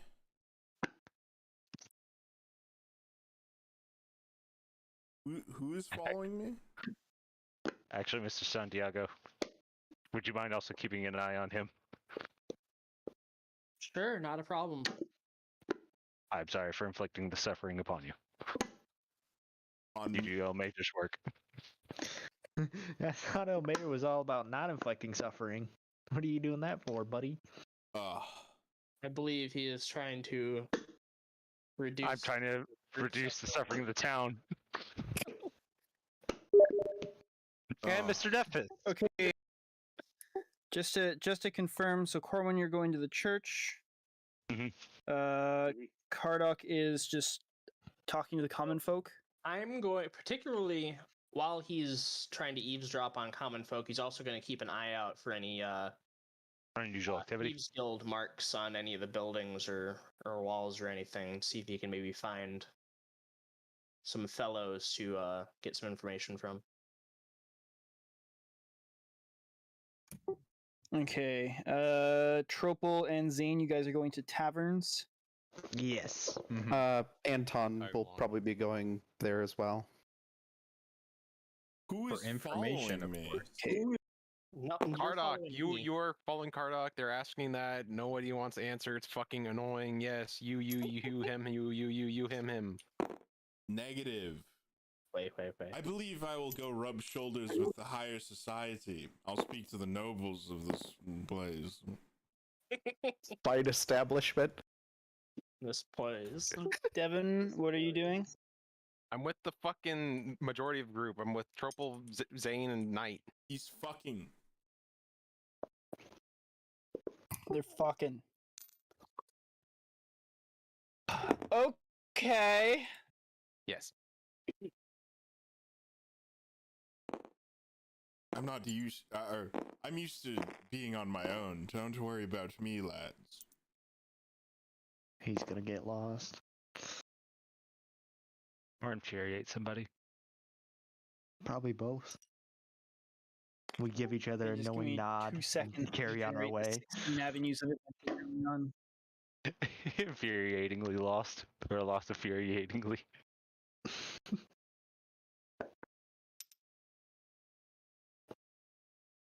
Elmater gives us these opportunities to grow. But apparently, I have much room to grow. Don't we all? Yeah.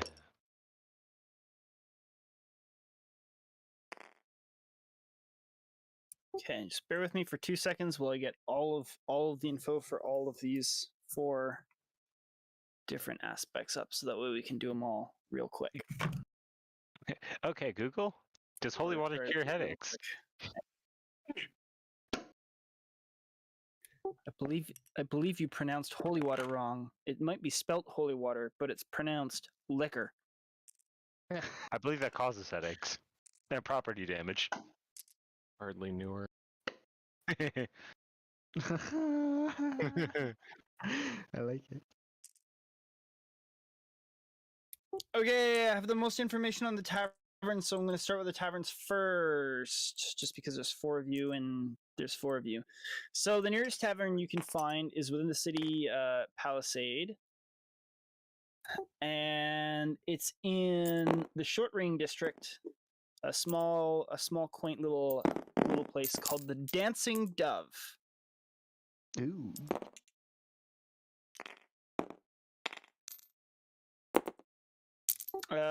So the Dancing Dove itself, it's not overly interesting in terms of its appearance.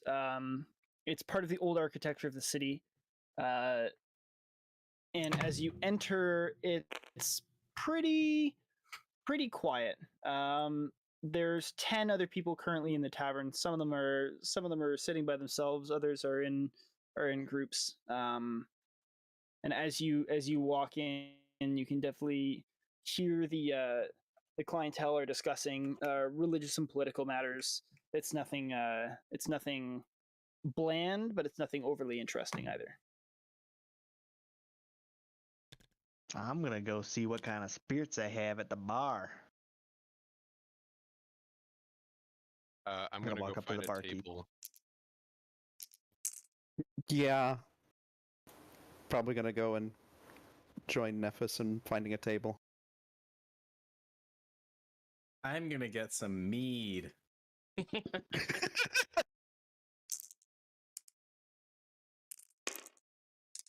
Okay, so for Tropel and Zane, as you approach the bar, you see the bartender is a young-looking female halfling. She's not ugly, but she's not overly pretty either. She's got quite pale skin, and she seems like she has a bit of a muscular build, probably from hauling around kegs and such all day. For as she greets you and you ask for your liquors or mead, she presents you with the menu, which is fairly averagely priced. For liquor, there's a lot of rums, different types of rums, and vodkas on the menu for purchase, and they do not offer mead, but they do have a number of different ales. I'll have a glass of your bottom shelf rum and on ice, please. There's no ice. not Oh, right. No nice ice. They don't. Remember, they don't this is a time before refrigeration. Hey, they'd They get have it, and then ice they'd pack it in sawdust. Mm-hmm. Ice Travel sellers. from the north. I cast Ray of Frost. No, I don't. All right, just give me your bottom shelf rum. Look, we just had that. So, Just has a block of ice for a drink. Part of his fingers are frostbitten now. A glass of rum's gonna cost you 2 silver pieces. Ah, no problem. I'll throw in 3 for a tip Whoa. because I'm a big baller. Well done. And for the young dragonborn, the bartender offers you a lemon fruit ale, which is the closest they have to mead. It's a house specialty. And she says it's only 1 silver piece for a pint. I'll take it, by golly. And I slap a silver piece on the table. For the other 2 of you, as you find yourselves a table, I'm not sure what kind of a table you'd be finding, if it's one in the corner or center or however it is. There's a number of free tables, so wherever you'd like to situate yourselves, you can easily find what you're looking for. And Right in after the a while, same halfling in the center. Okay. Well, after a couple minutes, the same halfling comes over, doing her rounds of the tavern guests, and she stops and takes your order, asks if you'd like any food or drink. I'll take what's I'll take the special of the day, and just some water. Nothing alcoholic. Okay. So she nods. She looks at Anton. Hello, Anton. Would you like anything? She already knows his name. Water, bread, an apple, please. And an apple. Sure. I probably need it. Okay, I Did she didn't hear you address him properly. without him like giving Oh, shit. her his name? No, that was me with my yeah. words. She'd addressed Yeah. her, and Knight had yet to respond. Copy that. Hell yeah. Shit, we've been made. Time to smash. Shit, we we know would've us already. Spacer. She's probably one of the vampires. She knows everything. A halfling vampire. Hey. That's actually not the worst I've ever heard. How much is it? Okay, so after a little while, she comes back to food.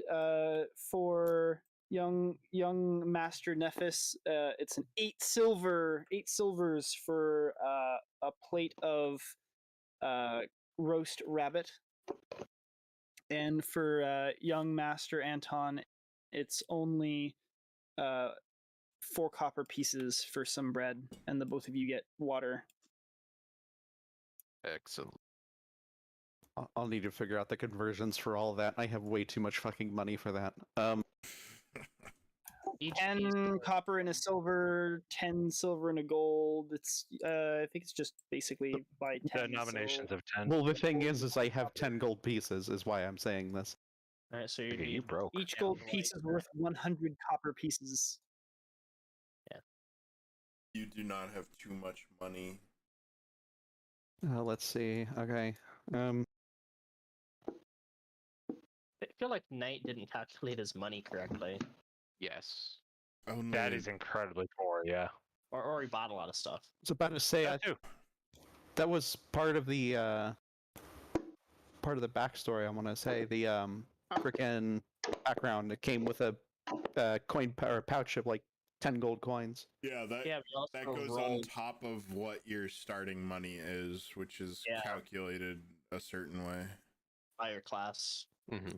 Oh, You roll All right. dice on based on your class, yeah. we'll have to go ahead and make a note of that then. Yeah, don't So you worry s- about it now. You said it was how much? 8 copper pieces, or something like that. Yeah, 8 copper pieces for a loaf of bread. So you'd be down to like 9 gold, 9 silver, and 2 copper. Just give the bitch Yeah. 1 silver. Oh my god. doesn't have 1 silver. He's just got 10 fucking gold pieces. You need to Am I close enough to piss hear off the this? fucking bartender by making your town a bunch of money. It's up to you. I'm just gonna. I don't know toss if Anton is like verbally having this dilemma though. He probably is. In hindsight, He's like fucking No, spilling how it gold is. coins over the table. I'm sorry. I thought I had change. Alright. If that is the case, I will walk over and slap a silver piece on the table and say, "It's on me." Oh, thank you. quick meta aside note: this is where characters having accents really pays off because it makes it easier to get into their headspace, and also make it clear whenever you're speaking out of character. Oh fuck, that was magical though. I'm Like sorry. what Seeker's been doing is a good example. I'm apparently carrying too much money. I'm sorry. Fuck the bank! I carry everything on me. If I get Gives robbed, you I... like a very pointed fucking look, like one of those what the fuck kind of looks. You're doing like the equivalent of like walking in and you're paying like for a $5 fucking steak with $100 bill, and you're going, "I'm sorry, I only have hundreds." Ah! Funny you mention that because somebody actually did that at my work on Saturday. They paid for like $3 worth of shit with a $100 bill. I'm just like, bro, why? Fake. Why are you paying with this Flex $102 bill? George Floyd dropped the dollar bill. Jeez.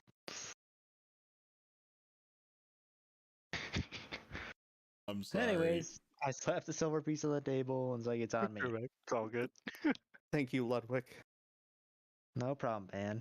You need to go to the bank and get some fucking change, man. Yeah. Be right back. I don't know if they'll have one in this town though. Perhaps they have the Grand Exchange. Most here. cities have money lenders. Shut up.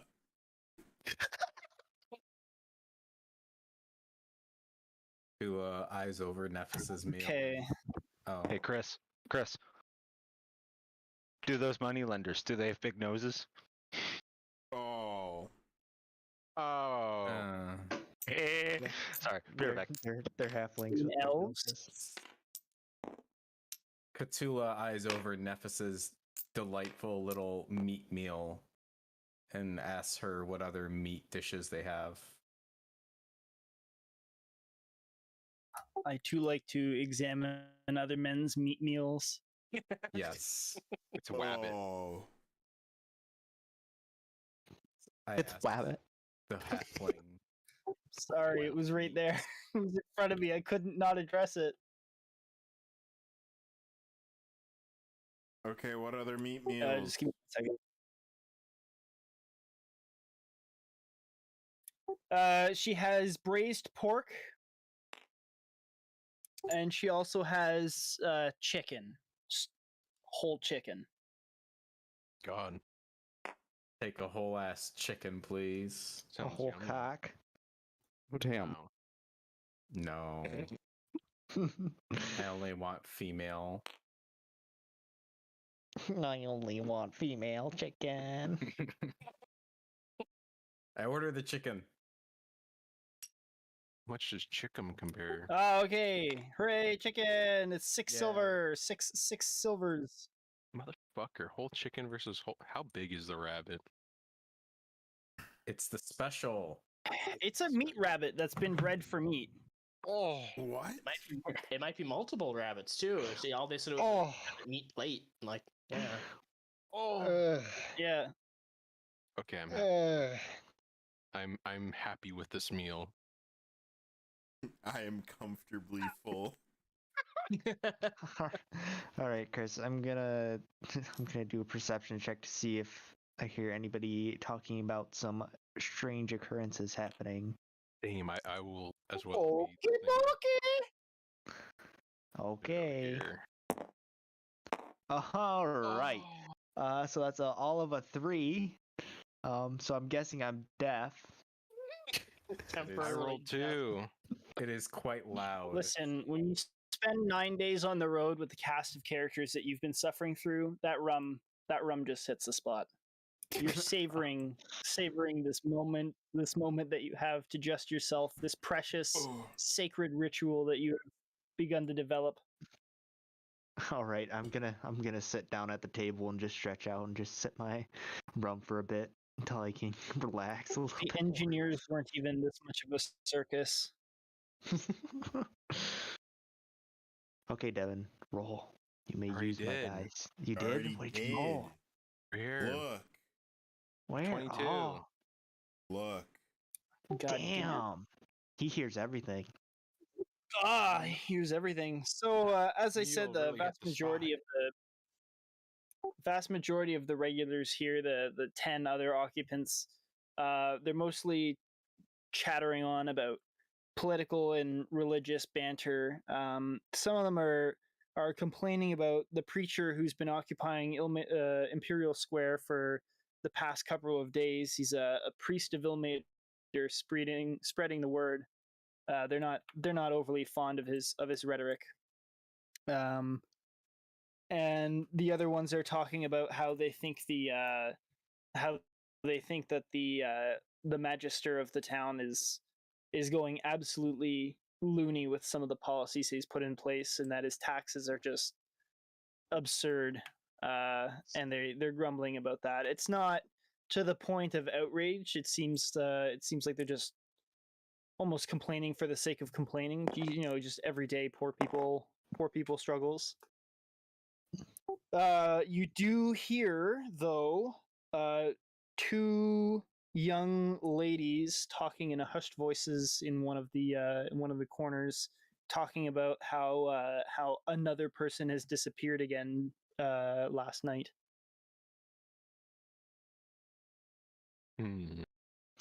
Is there anything on the wall that would be interesting near them that I could go look at and not be suspicious? This isn't you hearing. Ludwig, Bitch. you're too deeply falling in love with your rum. Sorry. And unless Nephis wants to say anything about it, you are not able to understand this information. Also, aren't you still at the bar, or did you migrate to the table? But I remember I migrated to the table because I heard Knight fucking struggling with his money. Yeah. Knight Okay, sitting I next couldn't to me. remember if you went back again. No, I had sat down at the table with him to stretch out and enjoy my Anton. rum. He might be sitting across from you. Okay. Whoever is sitting next to me, I'm going to bump their shoulder, and I'm also going to try to grab the attention of everyone in front of me. Hey, those women, they're talking about a disappearance. Could be something of interest. I'll open my eyes from leaning back and look over and it's like, where are they at? I will point to where they are at. Okay, now They're over in the will corner towards the door in front of a window. I will look over, see the window, and I will walk over to the window and peer out the window as casually and nonchalantly as possible. Anton just is a little confused by what exactly Ludwig is doing, but just sits there looking at him. I'm going to check Ludwig's beverage to see how much he's drank. Oh no! I have downed it. Fuck.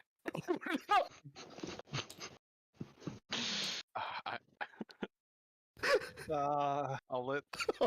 God bless your soul, Ludwig.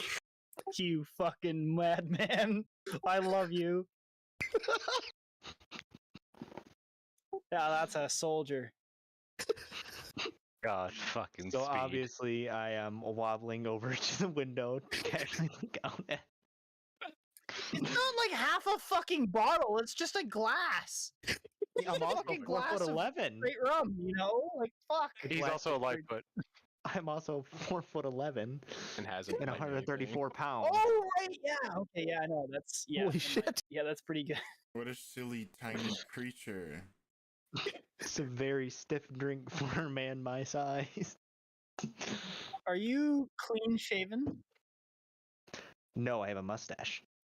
Look at Actually, I his- probably had some. I'd Okay, probably have good. some stubble at this point, being on the road for 9 days. I just realized that if you're like a clean shaven 4'11" man, like you could easily be mistaken for a child. Yeah, but this Oh, is this I have is a mustache. medieval times. He can drink beer if he's a child, or rum if he's a child. I have No, a I'm not coin. talking about like getting fucking carded at the bar. I'm just talking about like walking down the road. If he's got a nice clean face and he's like fucking 4 feet tall, he could probably pass as a kid. This Children are popped into my little head right now. I was like, people. oh fuck,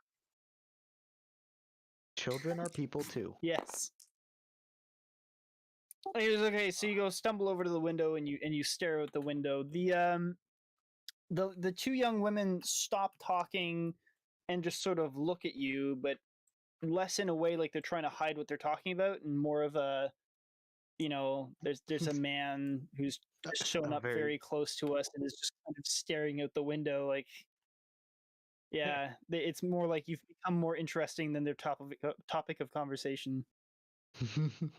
Whoops. Anton looks at Cthulhu and Nephis, and then back to Ludwig just to kind of I'm like, gonna what the hell is he doing? I'm gonna go grab him. I'm gonna get up and then head over to Ludwig, and I'm gonna put my hand around his shoulder and be like, hey, let's go sit back down. And then I might look at the women and be like, I'm sorry, my friend, he's had a bit drink. Let's go. But He's it's a had really nice one day drink. out. It's a really nice day out. The sun's shining. It's a small man. Can't handle himself. The two ladies just sort of nod at you politely and give a faint smile, and then return to their own company. Hell yeah. Why'd you do that, Nephis? You blew my cover. If you saw how you were walking towards them, are you okay? I'm gonna like shake his shoulders a little bit to see how he wobbles. See if he can right himself up. You only had a glass, but yeah, are you okay? I'm fine. Everything's good. Here looking for Convincing. information, Ludwig. Well, yeah, that's what I was trying to do. Trying to listen. Maybe there's a better way we could approach this. I'm gonna mosey on over towards the table again and try to bring Ludwig with me. Just walked over here. Why are we walking back?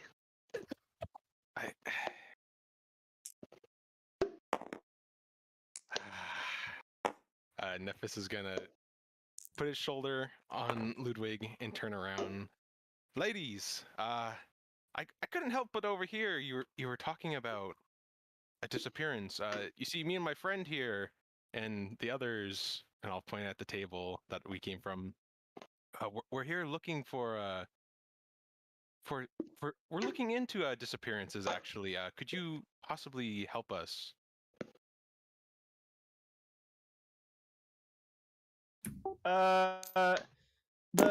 The two ladies are a little wary as you come up, and they're a little bit sort of, well, they're intimidated.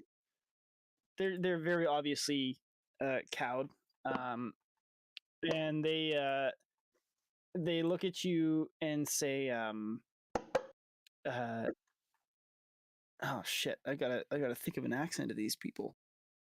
How do fucking Italians? Can you do an Italian? Can't do it. Hey, what you doing? No, Go. no, because if I do Italian, I just sound like I'm from the Bronx, and that just gives off the wrong vibe.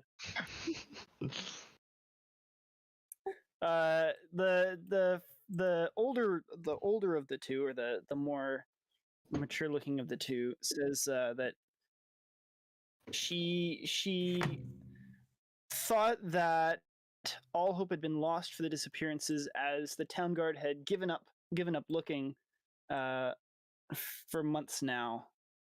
And that's about all she says. I couldn't help but overhear you said a woman disappeared the other day. Do you know what side of the town that was?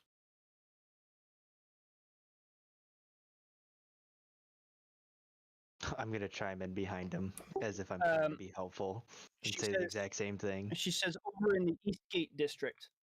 Her friend's aunt, who goes by the name of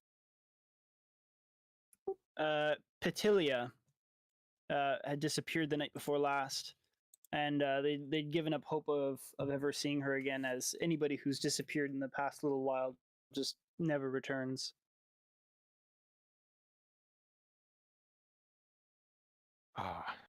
Well, that's very unfortunate. Well, know that me and my friend here, and I'm gonna since Ludwig is clearly standing with me still, I'll wrap my arm around him, probably majoritively on his head and shoulders. We're on the case. I'm gonna look up and just give imagine the drunkest thumbs up you can think of. God help Yeah, us. That's what I It's not up, it's mostly to the side. exactly. The pose does not fill you with the confidence. I'll head back to the table now. Thank you for your time, Mrs. Mams. Hell yeah. Mistresses.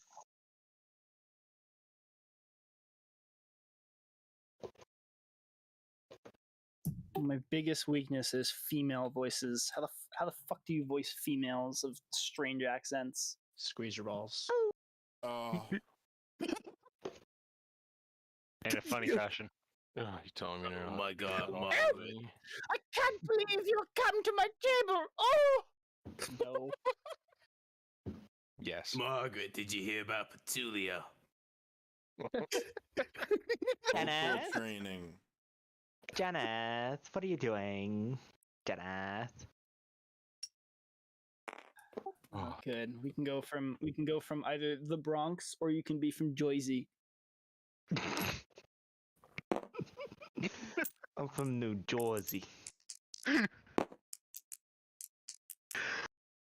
Oh. Okay, Jesus Anyways. fuck. Okay, tavern party. I feel as though you've yes. had a decent. We are decent That's why I satiated. stopped. Yes. I got chicken.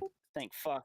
You've found a point of investigation to investigate. Next on my list that I have here in no particular order is Kardoc.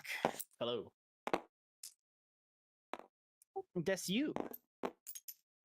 Do you remember what I was doing? Yes, you are eavesdropping on the common folk and also keeping an eye out for signs of deep skilled activity. Yes. I write shit down, I promise. I write shit down. I never said how well I wrote it down. Or how consistently. Anyways, so what's your strategy here? What's your tactic, and what are you looking out or listening out for? I mean, like, specifically more than just eavesdropping and looking for signs. Particularly, I'm trying to listen for like people talking about outlandish rumors, maybe people that are talking in hushed voices together. You know, trying to maybe talk about something that they don't want others to overhear. That kind of stuff. And of course, I'm looking at walls, like corners of alleyways, and maybe against shops and stuff to see if there's any markings in the thieves' cant that I can find.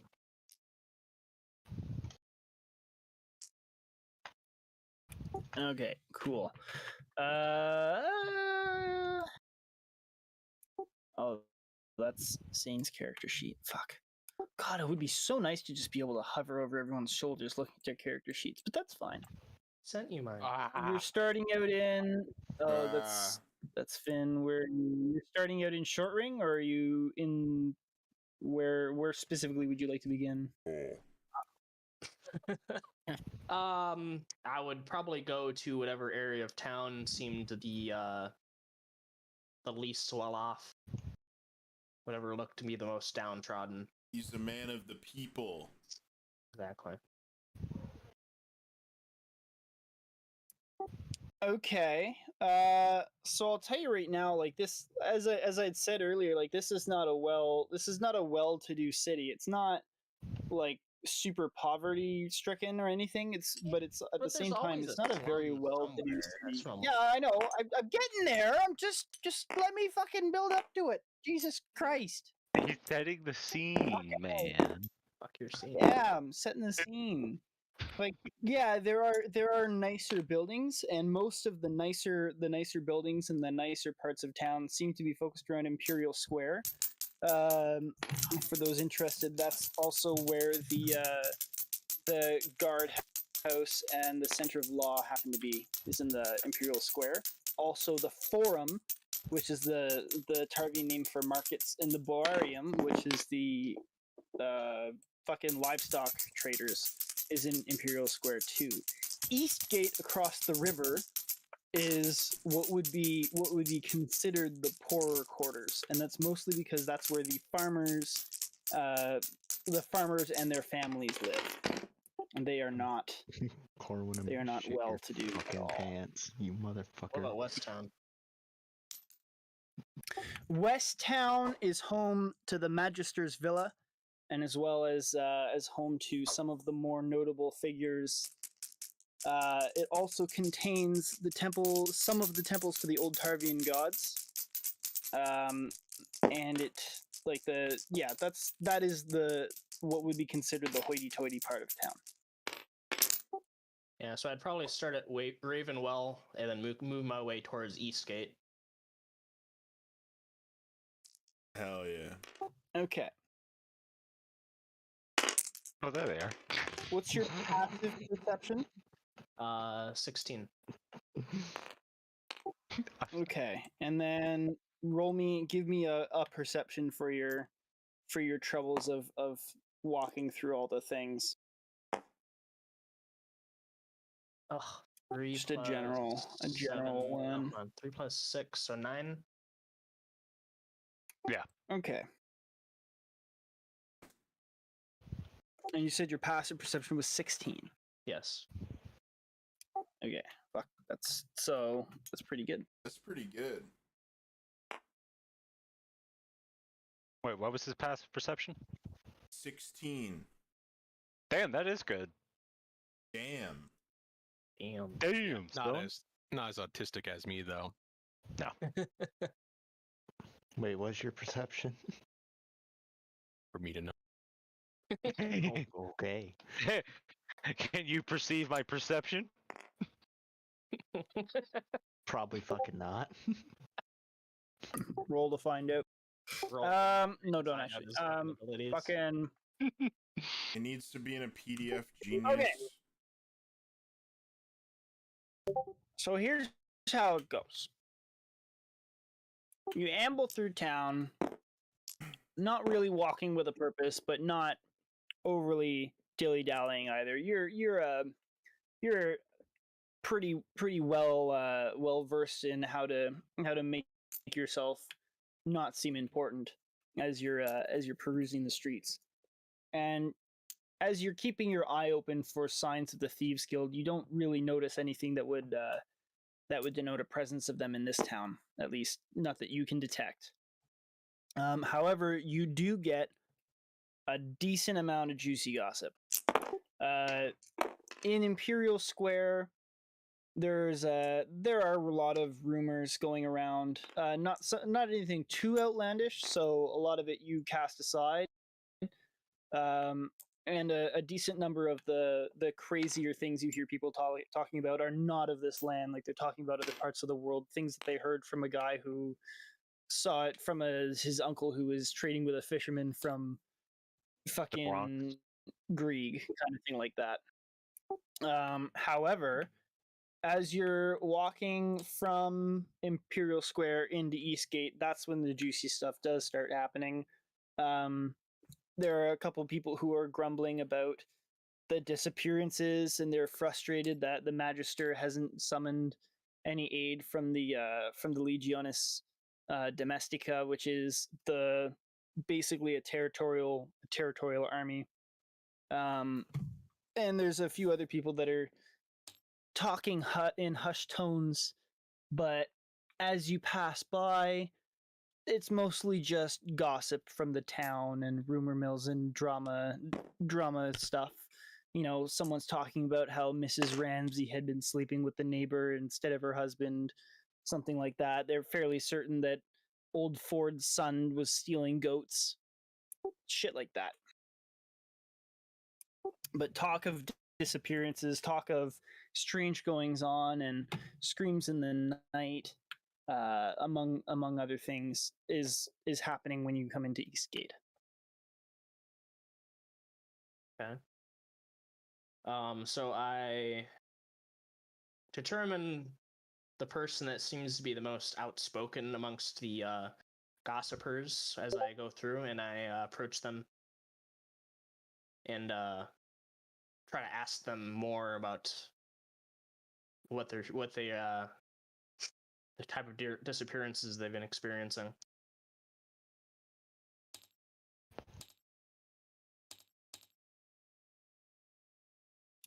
Okay.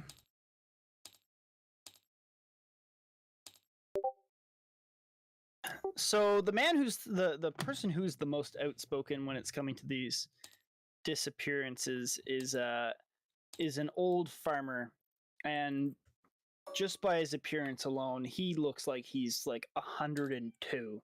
Like there's maybe 7 strands of hair left on his head, all of which are shoulder length, of course.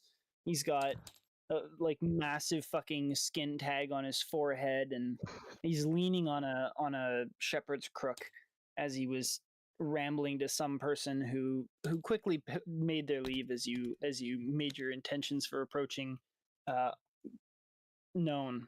He looks at you and sizes you up and kind of gives you this harsh, one eye almost closed stare. Mean mugging you Thanks. anytime.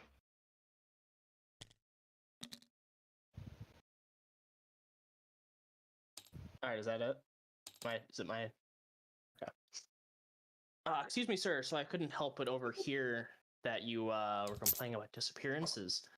I'm actually here in the neighborhood with a group of like-minded fellows, and we're actually trying to investigate this matter, seeing as the magistrate doesn't seem to feel that it's important enough for the common folk. So I was curious if you could tell me more about what you've experienced or what you've heard. Another adventurer, eh? Oh, this'll be just as good as the last. You want to know about appearances? You gonna talk to old crazy Galio? Well, I've got a story or two for you. Oh.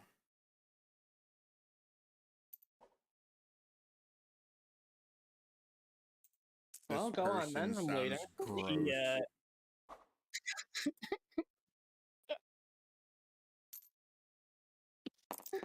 You see, no one believes me, but all these disappearances? Bats! I swear to you by the old gods and the new, it's bats. Big, gigantic monsters the size of a dog! I tell you, I saw them. They carried off some young lady the night ago. I've seen them. I've seen them with my own 2 eyes, as clear as I see you. It's bats. The Magister's an idiot. He thinks that it's kidnappers or thieves, bandits, just running away from this place, which, I mean, if I had any strength left in my legs, I'd be running too. But it's bats.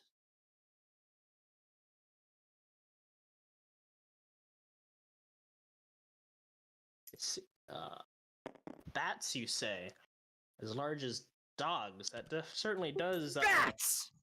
Bats! sound very peculiar. I can understand why the magistrate wouldn't take you seriously, but we are a little more learned in such things, so I could see how a particular type of creature might be able to control bats and make them do their bidding, and perhaps spirit away commoners that have no way of defending themselves.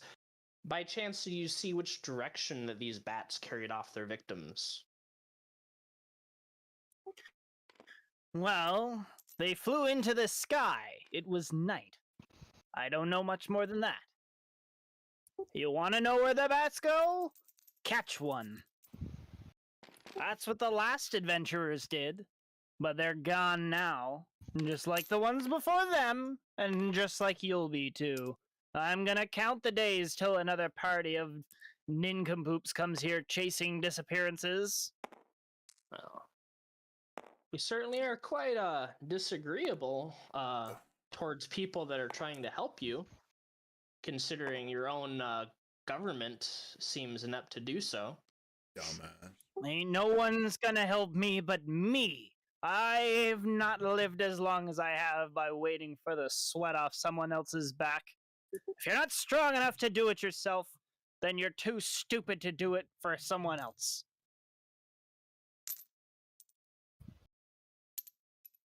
Where does that place you? Well, I'm here, aren't I?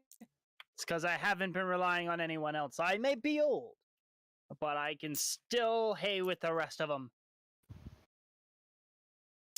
I see.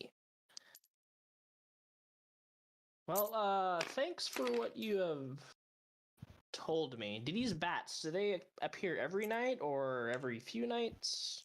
How often have you seen them? I only see them when they're taking out their victims, screaming and kicking into the sky. Otherwise, they could be coming any night. I don't know. It's dark.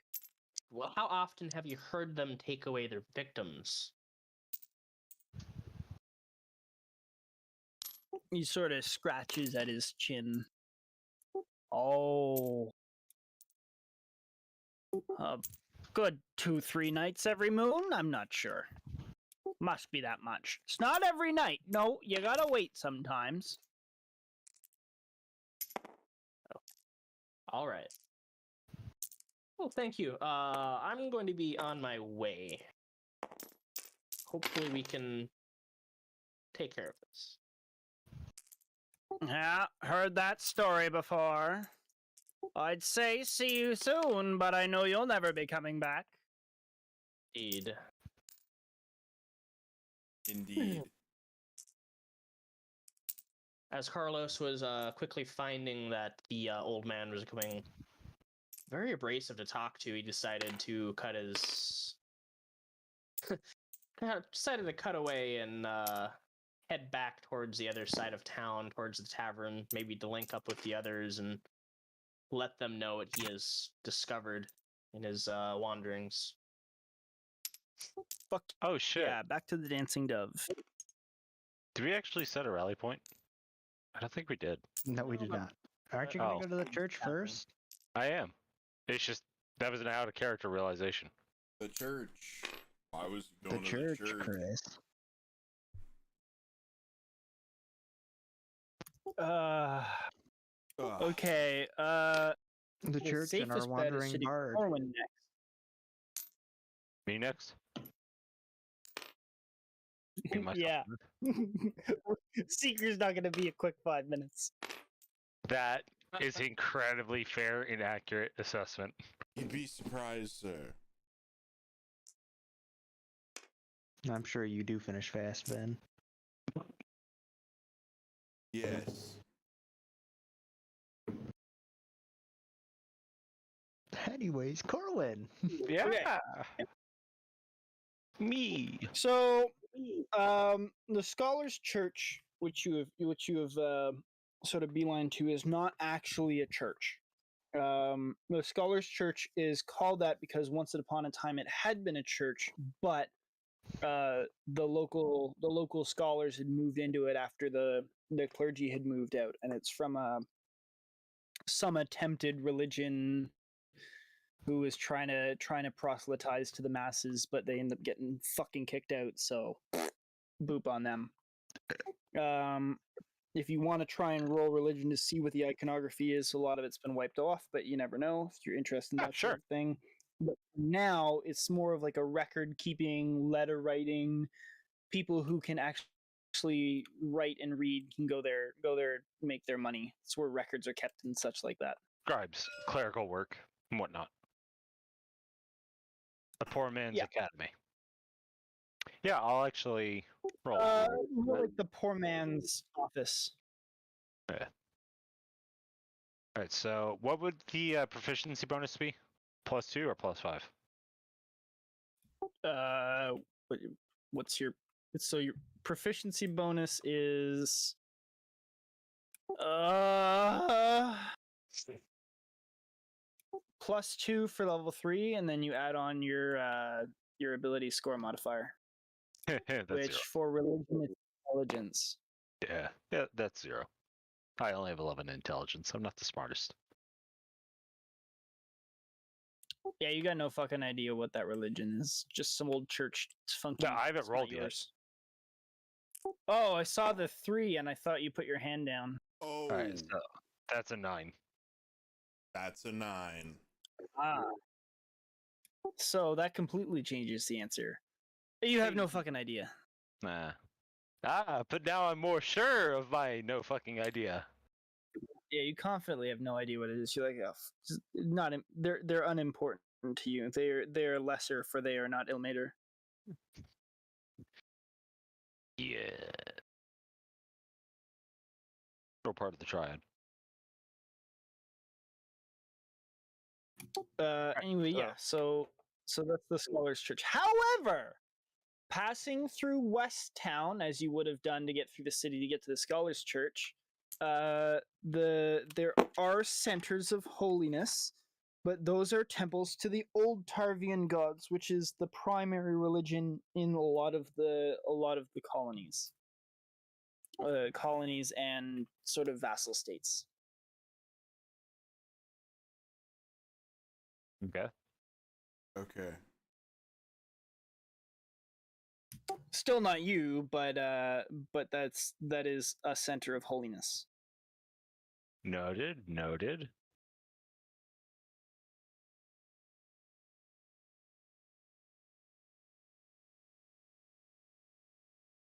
So, I went to this church of scholars to look for, see if it was an Ilmater church. It's not an Ilmater church. Is there an Ilmater church in town? Not that you know of.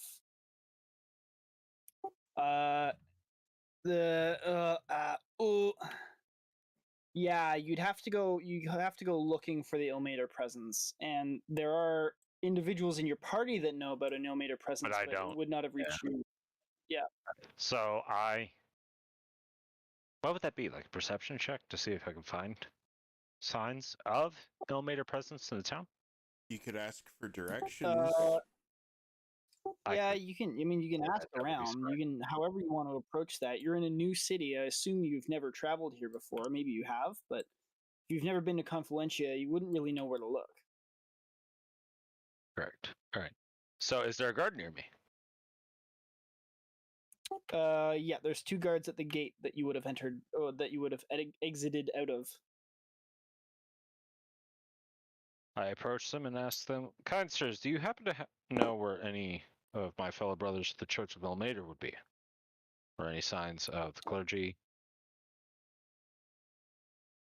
The guard points you to Imperial Square and says, "There's a nut job preacher in Imperial Square. You could start there."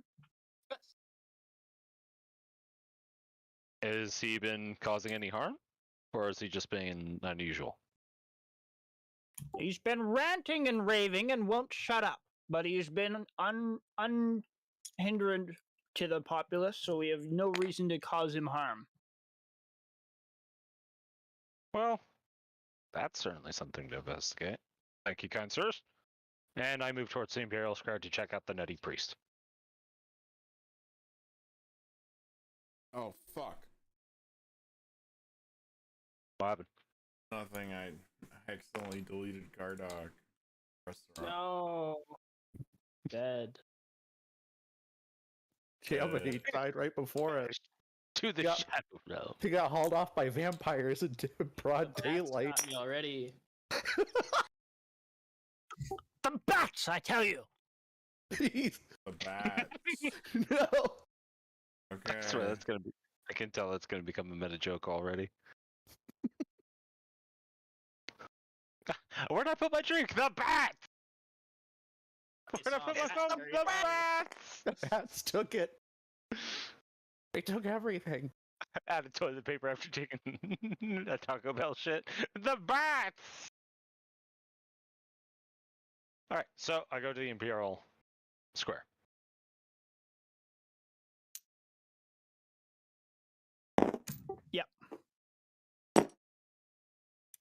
So Imperial Square is pretty fucking big. Mhm. Well, pretty big for what it's meant for. So the Imperial Square houses the whole district itself. The main courtyard is home to, like I said, that's where the seat of power in the city, in the area is. It's the center of Republic rule. It also holds the Forum, and the Forum is the market, or the equivalent of a market, and a few other key city buildings. And as you enter, there is not a fountain, but there's a raised stone dais in the center of the square, used for public addresses or events or other such things. And there's an old preacher who is spreading the word from the center of this square. Most people are ignoring him. Some people sort of call him out and telling him to just finally shut up, stuff like that. They're not being mean. They sound more like they're vocalizing their annoyance at his continued prattling. They're not angry at what he's saying. They're just angry that he won't shut up. Yeah, pretty much. All right. Can you describe what the priest looks like besides probably nutty? I can. Just give me 1 second. Already. Okay, so the priest, he is ancient. He's freezing. Unlike that crazy old farmer guy. This guy is he is bone thin. He has a very long, wizened white beard, and he is dressed in the robes of the traveling clergy of Vilmater. He is a preacher. He's a missionary. He has spread the good word to any corner he can find, and he's never really done anything but preach on the road. And this just happens to be his next target for the holy word of Vilmater. He leans on a staff. The staff itself bears the holy icon of Vilmater itself, and he rests a book in his other hand, from which he preaches. All right. So he's got a As staff you approach, Okay. Sorry, keep going. I was just going to say he's got a staff of the bound hands of Ilmater, and his left hand and his right hand was the book, or was it the other way around? Sure, yeah. He's got his staff. He's got his staff in one hand. He's got a book in the other. Sure, left hand is the staff. Right hand is the book. It's the holy book. As you approach, he recognizes you as a brother of the cloth, and he stops preaching to greet you. He says, "Hail, brother of the cloth! Ah, it is good to see a familiar presence." It is great. Greetings, venerable elder. How are you today?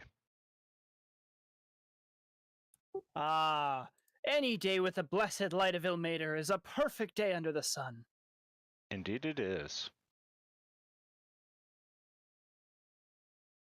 Alas, Venerable Elder, I did not come here to spread his holy word, but to banish evil. Have you heard any tales about vampires in these areas? Oh, vampires, such trivial nonsense. There's been rumors about disappearances and bats and all these kinds of things, but I myself, I have not seen any, and I am doing my best to banish such evil thoughts from the minds of these people. Honestly, I think it's just their imagination and their heathen ways. He's a vampire. It's totally him. Fuck. It's like you knew what fucking flaw I picked. Damn it. Oh. What flaw is that? I couldn't pick what flaw, so I rolled for one of the cleric flaws, and it's... Let's see. I put too much trust in those who wield power within my temple's hierarchy. And you picked a venerable fucking priest. A traveling preacher. Yeah, he's been doing this for a while. Yeah. Fuck. A trusting soul. Yeah. So Peter Montfort. I did not know that was your flaw when I did this. I promise you figured. this was not something that I designed intentionally. Yeah, considering I haven't shared my character sheet with anybody, it makes sense. Alright, so let's see. Peter Montfort would trust him, but would be confused about the fact that he's here on a mission. He knows there's vampires in this area. So how would he play it out? What is your holy mission, brother? Spread the word of Ilmater and to alleviate suffering in the world.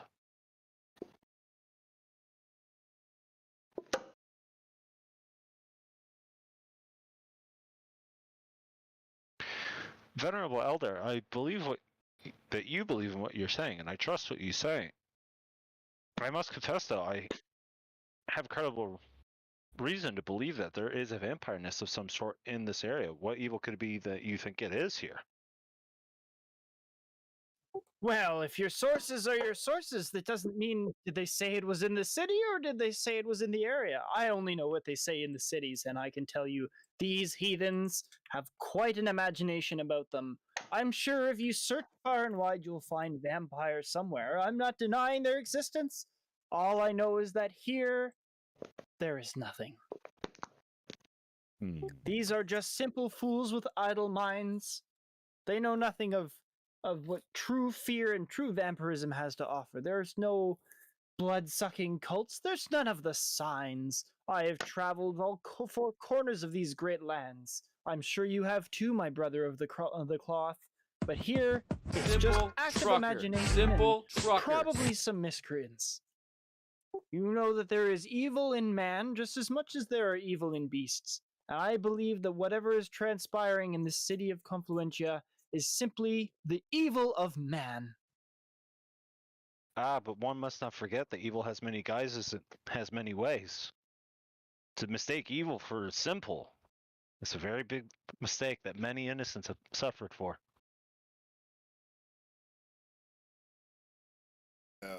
A truth that I would agree with, brother. However, as I said, I believe that this here is the work of evil men who are trying to play upon the conspiracies and suspicions of a heathen kind. Their nature is simple and easy to deceive. So you're saying that you doubt it's vampires, but you do think that somebody's exploiting the fear that a rumor of vampires is generating, and these appearances could be merely a masquerade of it?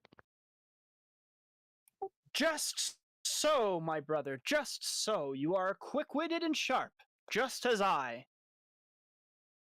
I am but a humble man.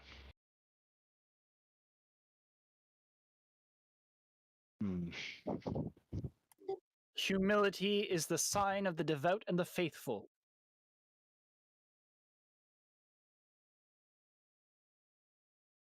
Do you know of any areas where individuals would be masquerading or perpetrating these things?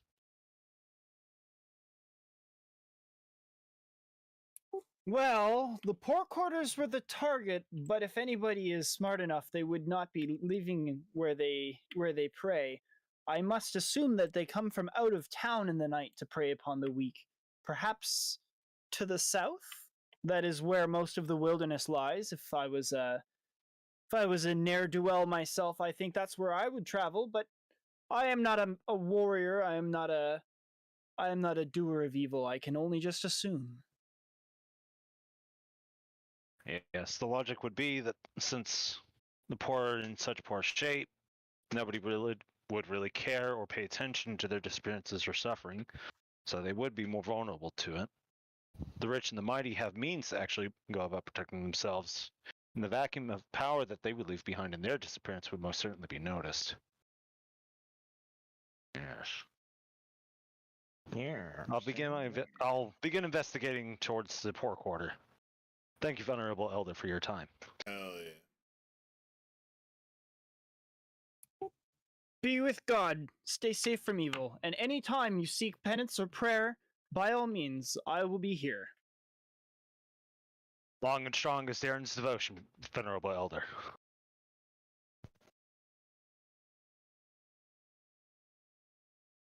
I'll show you. Thank you for your time. Venerable elder. As you leave, he opens his book back up to one of the yellowed and fragile pages and continues his preaching. All right. Okay, last but certainly not least It's is 10 o'clock. Vincenzo Carona. Do we want to call it there? Okay.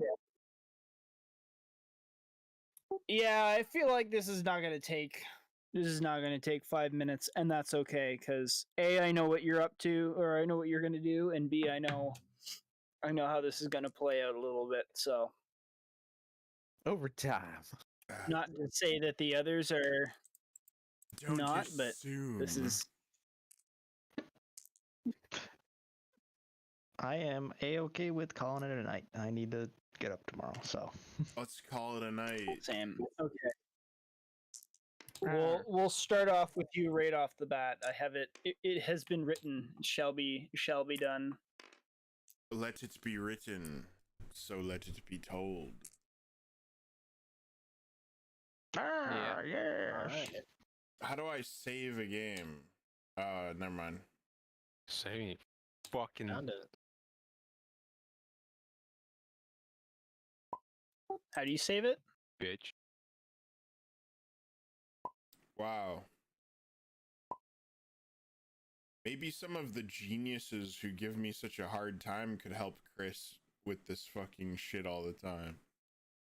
I don't want to. I found it. I'm saving it. Nothing Yeah, wrong with 2 I'm saves. just doing it as well, just in case. Confluentia. Influenza. We did it, guys. Save the city. We did it. And we got the tiny dragonborn some chicken. Chicken. I don't think Yay, Chris knows chicken. what I'm Okay. gonna do. No, but I have the plot in such a way that there will be plot elements to the plot, which will have, been with the plot, just like every. Oh. The direction is mostly in a direction Who that the is fuck did apart that? from where you are now. Come on, Did what? guys. What happened? Okay. Fucking A. I will Easy. yeah. I'll see you guys the same time next week. Hell yeah. Dude, we should play Yeah. tomorrow. I'm not playing tomorrow. Holy fuck, I got shit to do. Yeah, I got shit to do next week. Lame. Okay, I'll see you guys later. Adios. Thank you. That. Good night, everyone. Good night. night, every pony. Good night. Good night, everyone. Night. Good night.